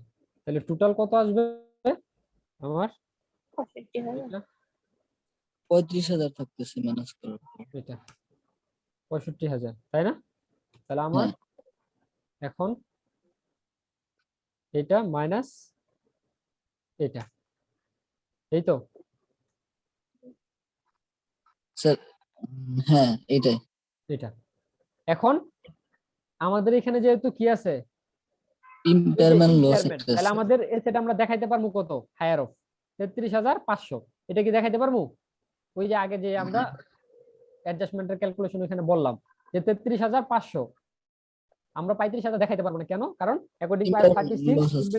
Asset should not be recognised higher than recoverable amount. তাহলে আমার রিকভারেবল অ্যামাউন্ট আমার আছে 33,500, আমরা অনলি রিকভার করতে পারবো 33,500, কিন্তু আমার ক্যারিং ভ্যালু আছে 35,000। তাহলে আমরা এটা কি করতে পারবো না? দেখাইতে পারবো না। তাহলে কত দেখাইতে পারবো? শুধু 33,500। 500। তাহলে 33,500 যদি দেখাইতে পারি তাহলে আমাদের নন কারেন্ট এসেট কত? 33,500। আমরা এটা দিয়ে রাখলাম ইকুইপমেন্টের। সরি, এটা আমরা একটু তাহলে সুবিধার্থে আপনাদের একটু বাইঙ্গে দেখাই। এটা আপনি একসাথে দিয়ে দিবেন। ইকুইপমেন্ট কত? 33,500। আর এখানে তাহলে ইম্পেয়ারমেন্ট লস হচ্ছে কত আমাদের? 1500। 1500। সেটা কোথায় যাবে আমাদের? এটা আদায় হচ্ছে, আমরা এটা এখন এটা ইনকাম স্টেটমেন্টে যাবে। হ্যাঁ, তাহলে আমাদের খরচ হিসাবে এটা দেখায় রাখি কত। ইম্পেয়ারমেন্ট এক্সপেন্স কত? 1500।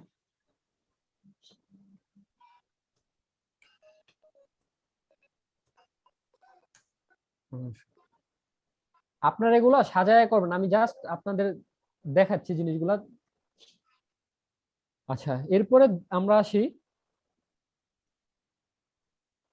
ডেপ্রিসিয়েশনের আদার কিছু পার্ট। কি বলছে? ডেপ্রিসিয়েশনে 25% যাবে ডিস্ট্রিবিউশন কস্ট এন্ড অ্যাডমিনিস্ট্রেটিভ। আমরা এখানে আসি আদার এক্সপেন্সে, যদি আমরা আসি আমাদের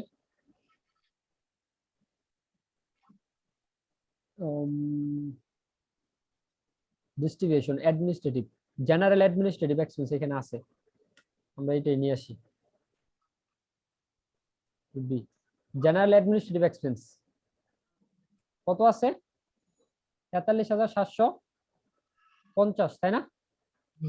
এইখানে আমরা দিই এটা, তাহলে সুবিধা হবে।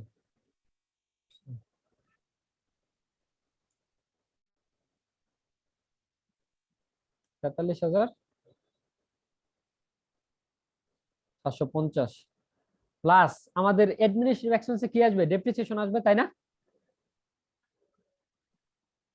ডেপ্রিসিয়েশন আসবে না? কত আসবে? কত ছিল আমাদের ডেপ্রিসিয়েশন? 25%। 25%। তাহলে যদি 25% হয়, আমাদের এইখানে আনছি কত আমরা? 10,000। ওখানে আর থাকে কত? 10,000। 10,000। তাহলে ওইখানে আসবে কত? 5,000 করে, হ্যাঁ তাই না? জি, 5,000 করে আসবে। এটা আমরা এখানে একসাথে দিয়ে দেই, আপনি তো জানেনই এটা। 43,750 প্লাস কত? 5000। 5,000 জেনারেল অ্যাডমিনিস্ট্রেটিভ এক্সপেন্স। আমাদের ই আছে কত? Selling and distribution 34,550।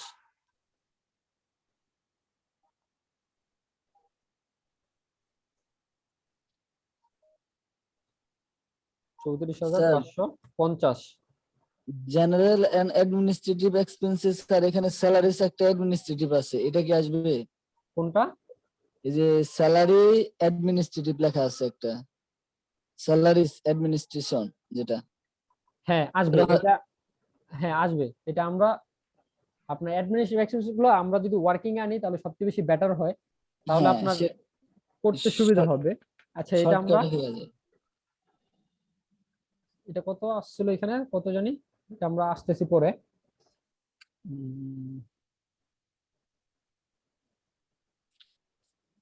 Selling and distribution expense, selling and distribution expense কত? 34,550। 34,550 50 প্লাস কত?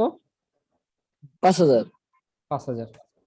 এইখানে আমরা ওই যে যখন আপনার যদি ওয়ার্কিং এ রাখেন, ওইখান থেকে করতে কি আপনার ওয়ার্কিং থেকে আইনা টোটাল ফিগারটা বসাবেন আর কি, তাহলে এই জিনিসগুলো সবগুলো চলে আসবে। স্যার স্যালারিস ফ্যাক্টরি এটা কি স্যার ইয়ে চলে কষ্ট যাবে? চলে যাবে। আচ্ছা, ওই ওই জিনিসগুলো আমরা পরে যাচ্ছি, আমরা এটা শেষ করি, এই অ্যাডজাস্টমেন্ট গুলো পরে, ওই জিনিসগুলো আমরা আনবো, যেটা ট্রায়াল ব্যালেন্সের। জি জি। এখানে এটা 5,000 দিছি না? ওকে, তাহলে আমাদের ডেপ্রিসিয়েশনের সাইডটা কি ওকে, তাই না? জি কমপ্লিট হয়ে গেছে। কমপ্লিট। এটা গেল ফিজিক্যাল কাউন্টিং ইনভেন্টরি। ইনভেন্টরি কোথায় যাবে? 1,01,000। এটা তো sir cost of goods sold. Current এসেটে যাবে আর কস্ট অফ গুডস সোল্ডে, তাই না? হ্যাঁ। ইনভেন্টরি কত আছে? 1,01,000। Inventory sorry, closing inventory. এটা তাই না? হ্যাঁ। ওকে, আমরা এটা দিই তাহলে। ইনভেন্টরি আর কোথায় যাবে ক্লোজিং এ? এটা এটা হচ্ছে কস্ট অফ গুডস সোল্ড থেকে মাইনাস হবে। তাহলে আমরা ক্লোজিং ইনভেন্টরি এখানে দেই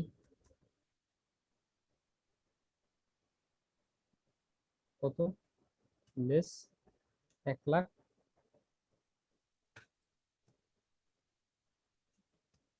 1000। তাহলে আমাদের ইনভেন্টরি কাজ শেষ।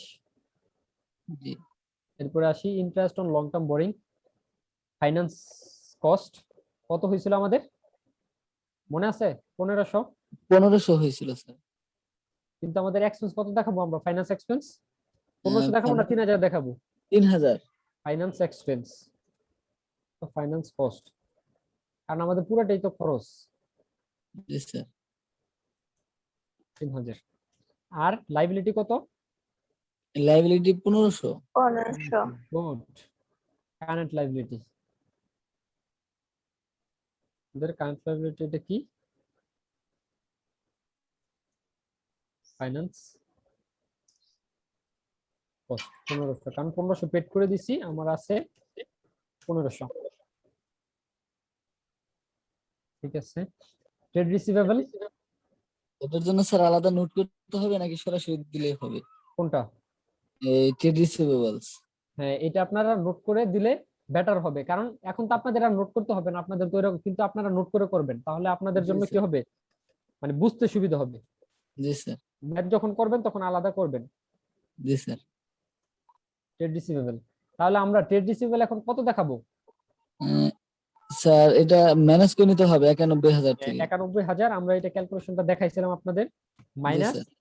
কত আছে আমাদের এখানে? অ্যালাউন্স আছে লাগলে 5000, তাই না? জি স্যার 5000 5000 মাইনাস 750 এটা আমি মাইনাস ক্যালকুলেশন 5000। দেখাইছি অলরেডি, মাইনাস 5000। এটা। আর আমার এক্সপেন্স হিসেবে দেখাইতে হইব না? জি স্যার। এটা আপনারা এডমিনে দেখাইতে পারেন, অথবা ব্যাড ডেট আদায় ইসের মধ্যে যায় আপনারা দেখাইতে, যেখানে দেখেন সমস্যা নেই। আমরা এখানে কত আসছিল এই অ্যাডমিনিস্ট্রেটিভ এক্সপেন্স, এখানে আপনারা এটা ইসে দেখাবেন, ওয়ার্কিংস এ দেখায় টোটালটা নিয়ে আসবেন। ঠিক আছে। এই জি স্যার। ফিগারটা আমরা যেটা করি, একটা কাজ করি,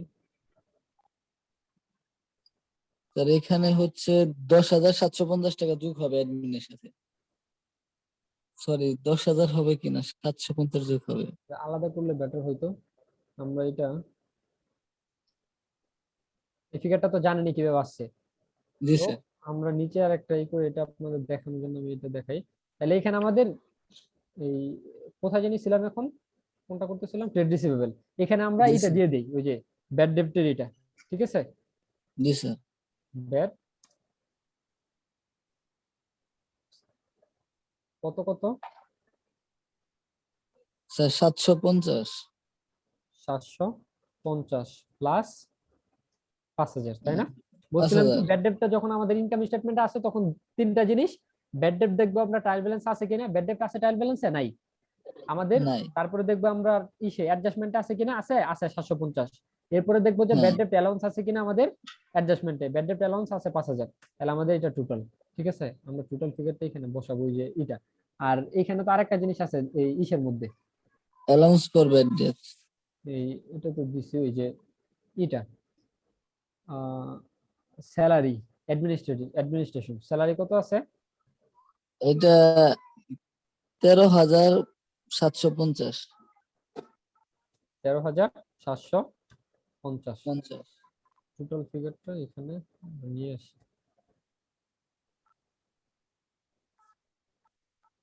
আচ্ছা এটা plus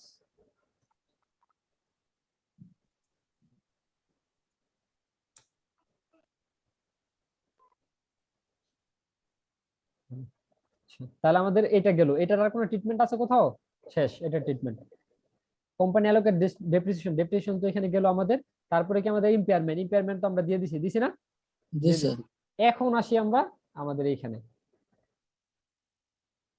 ক্যাশ। ক্যাশ কোথায় যাবে? ক্যাশ কারেন্ট অ্যাসেটে যাবে। কারেন্ট অ্যাসেটে দিয়ে দেন, কারেন্ট অ্যাসেটে চোখ বন্ধ করে।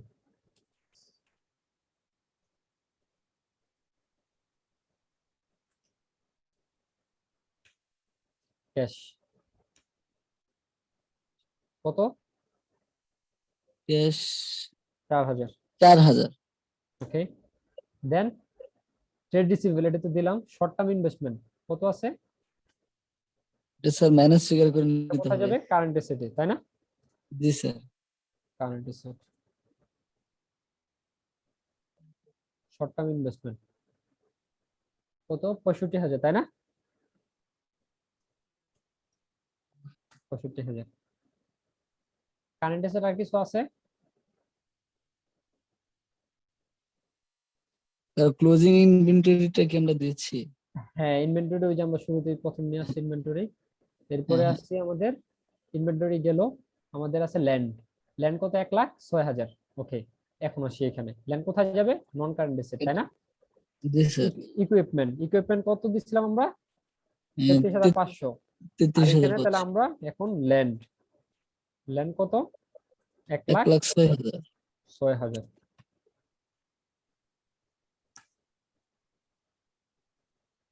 1,06,000। এটা আপনারা যদি এরকম করতে চান তাহলে এইখানে যেটা করতে পারেন, এখানে আয় না, টোটাল ফিগারটা এখানে দিয়ে দেন, এইটা প্লাস এটা, ঠিক আছে? জি স্যার।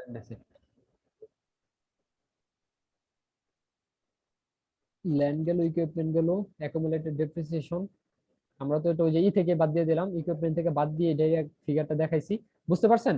এখন জি এখানে স্যার। আবার আরেকটা আছে, আপনার যদি মনে করেন এইটা বেসিক্যালি হয় না, আপনি যদি এসএফ থেকে বাদ না দেন, আপনি যদি লাইব্রেরি সেকশনে দেখায় দেন, এটা ওই যে আগে যখন ডাবল পার্ট ছিল এফএস তখন এইভাবে করতো, ঠিক আছে? লাইব্রেরি সেকশনে দিলেও সেম কথাই হইতো, ঠিক আছে? আপনি ডিরেক্টলি বাদ দিয়ে দেখাবেন। ট্রেড পেবেলস এটা কোথায় যাবে? Current liabilities. Current liability. Good, current liability কত আছে ফিগার? ট্রেড পেবেলের ফিগার হলো 45,000। না 1,43,300। সরি, 1,43,000। 1,43,300 trade payable. এরপরে অ্যালাউন্স ফর ডাউটফুল ডেট, এটা তো আমরা ওই যে ওইখানে রিসিভেবলে কাজ করে ফেললাম। আর লং টার্ম বোরিং 50,000, এটা কোথায় যাবে? বোরিং এ। এটা হচ্ছে নন কারেন্ট লাইবিলিটিস। ডিউ গুড, আর O W I N G borrowings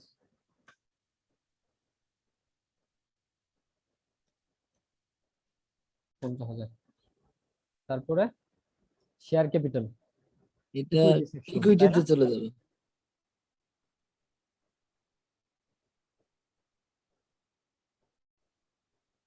share capital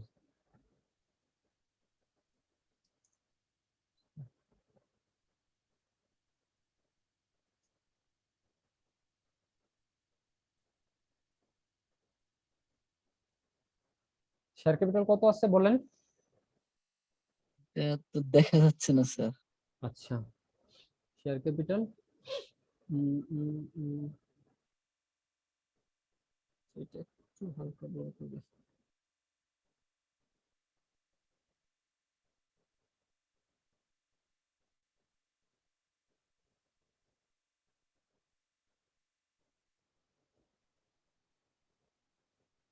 share capital sir 40,000।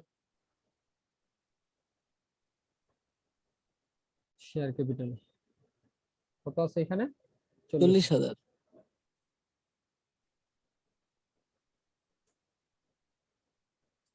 40,000। এরপরে কি আছে? Preference share, irredeemable preference share. Preference share আছে কত? 10,000।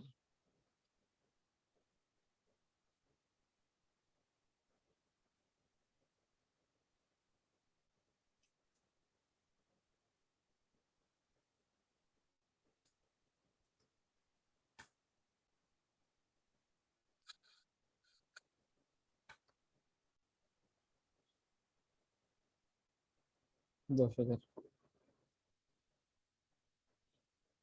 রিটেন আর্নিং, আচ্ছা এই ফিগারটা আমরা পরে আসি, এটা একটু মাথায় রাখি, মনে রাখি রিটেন আর্নিং। এখানে হচ্ছে লস প্রফিটই অ্যাড হবে। সেলস কত? আমরা সেলস তো দিলাম, সেলস দিছি না? Sales investment income 10,000। Investment income কত? 10,000। তো এখানে আদার এক্সপেন্স এন্ড ইনকাম, এখানে আমাদের যদি আমরা দেই একটা ইনভেস্টমেন্ট ইনকাম কত? 10,000। 10,000, ইনভেস্টমেন্ট ইনকাম 10,000, পারচেজ ওপেন এর তো এসে আমাদের গেল। ট্রান্সপোর্টেশন, ট্রান্সপোর্টেশন যখন থাকবে এটা আমরা কিসে দেব? এটা যদি হচ্ছে কস্ট অফ গুডস হ্যাঁ সোল্ড আসলে। ট্রান্সপোর্টেশন ওই যে যেটা বললাম যে আপনার প্রোডাকশনের সাথে রিলেটেড, আপনার গুডস আনতে যে খরচ হইছে ডিরেক্ট, এটা আপনার ট্রান্সপোর্টেশন আপনার কস্ট অফ সেলস দেন। হুম। তাহলে আমাদের cost of sales,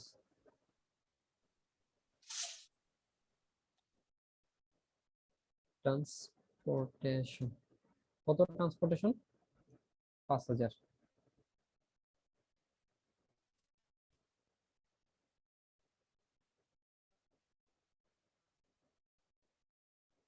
salaries, factory, কি বলছিলাম? ফ্যাক্টরি প্রোডাকশন রিলেটেড হ্যাঁ, যা আছে সব আমাদের কষ্ট সেলস। গুডস সোল্ডে যাবে কত? 15,000।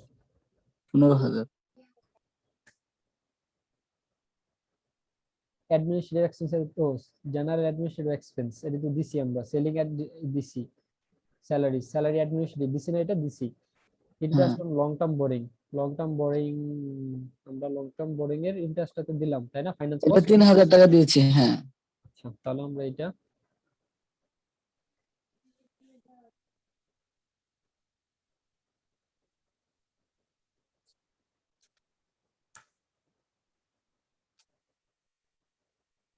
কস্ট অফ সেল কত?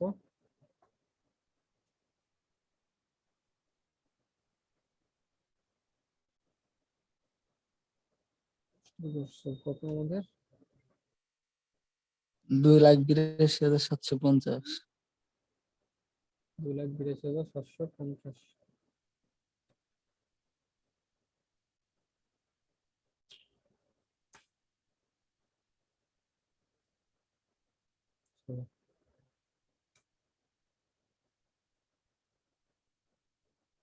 এটা মাইনাস এটা তাই না?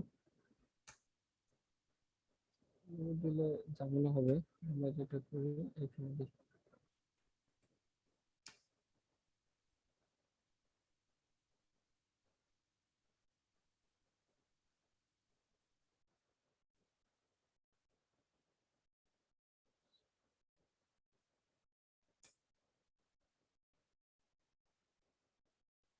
জিপি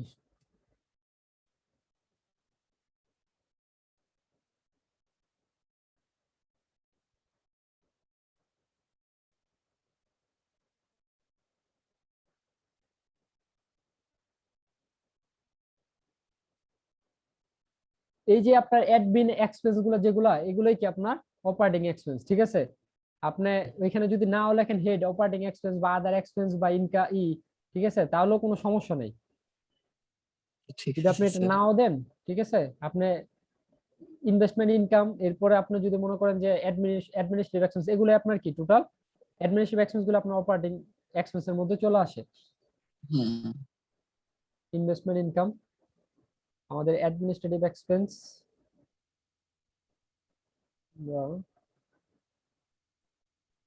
আচ্ছা এই ফিগার গুলো তো আর রাখার দরকার আছে? এটা আপনার দেখানোর জন্য আমি দিছি, ঠিক আছে? আমি একটু তাহলে এটা করে দিই। হ্যাঁ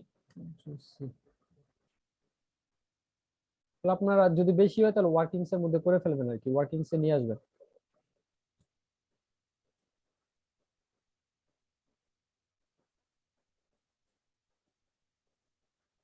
তারপরে সেলিং এর টিউশন এক্সপেন্স। এগুলো তো আমাদের মাইনাস দিয়ে দিই আমরা।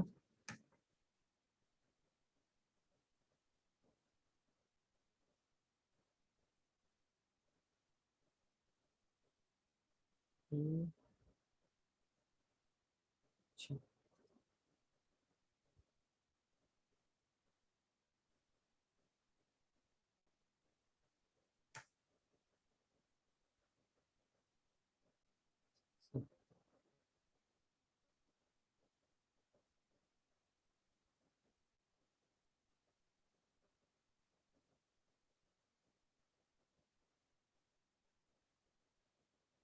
ইম্পেয়ারমেন্ট,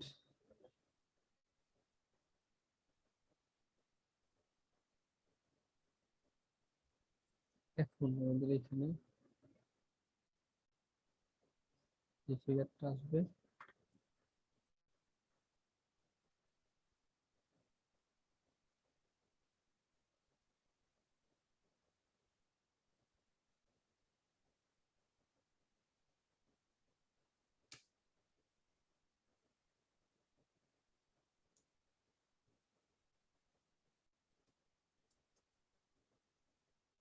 প্রফিট বিফোর ট্যাক্স, ঠিক আছে? হ্যাঁ,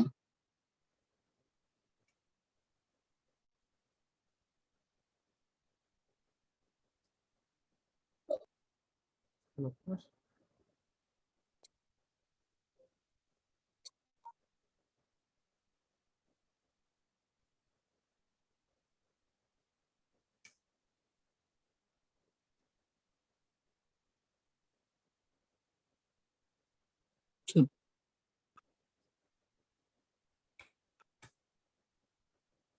52,450 এটা হচ্ছে নেট প্রফিট। এনপি 52,450, 50। তাই না? হুম,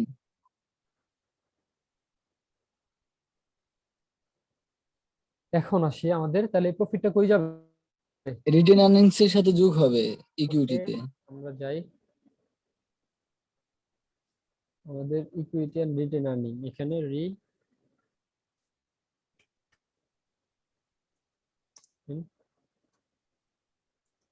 আর্নিং আছে কত আমাদের রিটেন আর্নিং? এটা তো কারেন্টলি দেখা এখন কত যাচ্ছে আছে? Written earnings. তাই না? এটাই তো নাকি? হ্যাঁ, এটাই 55,000। 55,000 প্লাস কারেন্ট ইয়ারের প্রফিট কত আমাদের? 52,450।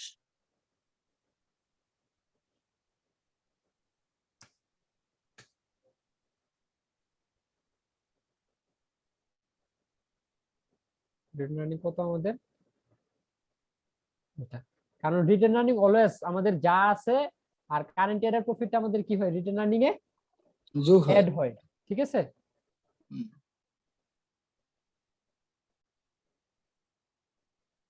এটা হলো এসেট আমাদের টোটাল, এটা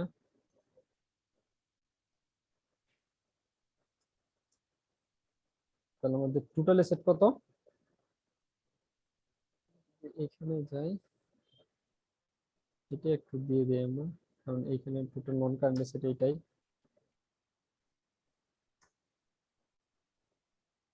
কারেন্ট এসেট এটা প্লাস প্লাস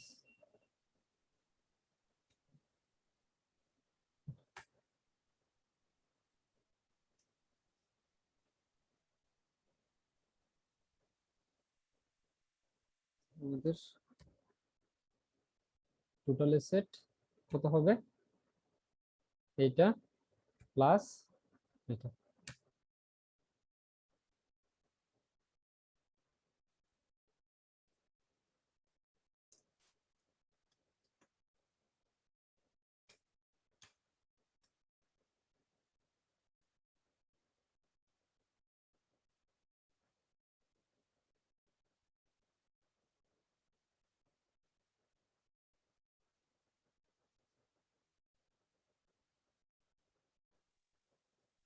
তো এখানে আমরা যদি একটাই করে দেই, আমাদের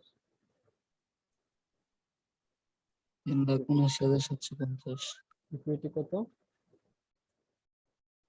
এটা প্লাস এটা প্লাস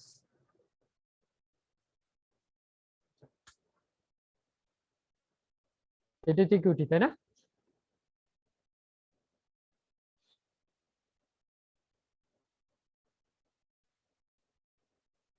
আর আর এটাই তো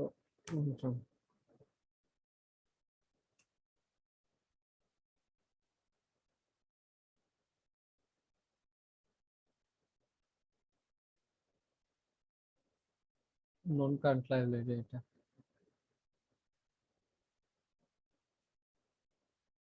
কারেন্ট লায়াবিলিটি কত আমাদের টোটাল?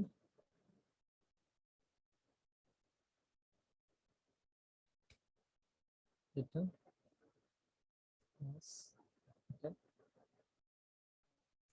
প্লাস এটা।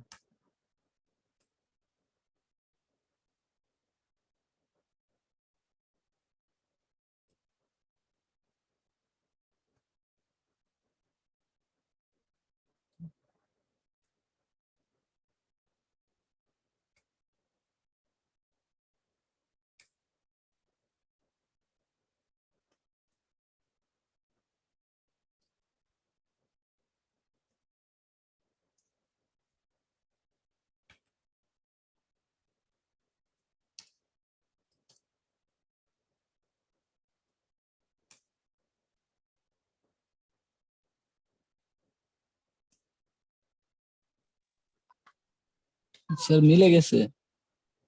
ঠিক আছে? আচ্ছা, জি, এটা স্যার। কি অনেক বেশি ক্রিটিক্যাল ছিল? না, ক্রিটিক্যাল ছিল না স্যার। আপনার একটাই জিনিস, যদি অ্যাডজাস্টমেন্ট গুলো আপনার ক্লিয়ার থাকে, আর যদি আপনার ওই যে পাশাপাশি দুইটা অলওয়েজ এফএস করতে হবে পাশাপাশি, মানে আপনার খাতাগুলা মেইলে মানে এক সাইডে দুই সাইড মানে একসাথে পাশাপাশি, এক পেজে আপনি পিএল করবেন, এক সাইডে এফএস এর জন্য এন্ট্রি দিবেন, মানে ওই উল্টায় করা যাবে না, মানে পিছনে করলেন পিএল এই সাইডে করলেন এফএস, তাহলে আপনার ঝামেলা হবে। আর অ্যাডজাস্টমেন্ট গুলো দেখে আগে ট্রিটমেন্ট দিতে হবে, অ্যাডজাস্টমেন্ট গুলো কি বলতেছে অ্যাডজাস্টমেন্ট গুলো বুঝতে হবে। ঠিক আছে, যদি বুঝেন তাহলে আশা করি কোনো এফএসই আপনার ঝামেলা হবে না। জি স্যার। এখন বলেন, মানে অনেক ক্রিটিক্যাল ছিল কিনা ইজি ওয়েতে হয়েছে? এক চান্সে হয়ে গেছে নাকি কোথাও ঝামেলা হয়েছে? হয় নাই। এক চান্সে হয়ে গেছে। কেন? কারণ আমাদের অ্যাডজাস্টমেন্ট হলো মেন, অ্যাডজাস্টমেন্ট গুলো ঠিক মতো এন্ট্রি দিতে পারলে আপনার সব জায়গায় ওকে হয়ে যাবে। জি sir. So that's it today. আপনার বাসায় প্র্যাকটিস করেন, আর যদি কোনো প্রবলেম থাকে নেক্সট ক্লাসে বললেন। আর আরেকটা কথা হলো, ওই যে যেটা বলছি আমি নেক্সট ক্লাসে ক্যাশ ফ্লো স্টেটমেন্ট করাবো। আর আজকে হয়তো পার্টিসিপেন্ট অনেক 10 জনই অলরেডি 50% পার্টিসিপেন্ট লেফট, ঠিক আছে, but I don't know the reason why they have left. হয়তো অনেক long time class boring feel করতেছে, আর হলো অনেকে এখন আপনারাই বুঝতে মানে জানেন কতটুকু বুঝছেন কতটুকু বুঝেন নাই, বাট আমি ট্রাই করছি বেস্টটা দেওয়ার জন্য।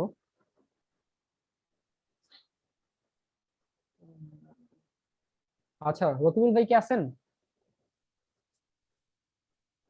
হ্যালো,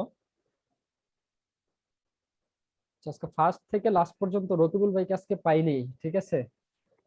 রকিবুল ভাই কি রকিবুল ক্লাস? ভাইয়ের মাইক্রোফোনটা একটু নষ্ট, এই কারণে উনি হচ্ছে কথা বলতে পারতেছে। আচ্ছা আচ্ছা। সো আপনাদের যদি কারো কোনো কোয়েরি থাকে, জাস্ট 2 মিনিটস আপনারা বলতে পারেন, আদারওয়াইজ আমি সেশনটা ইন করবো আর কি। সো আপনারা 2 মিনিটস নেন, যদি কারো কোনো কোয়েরি থাকে regarding this questions or outside,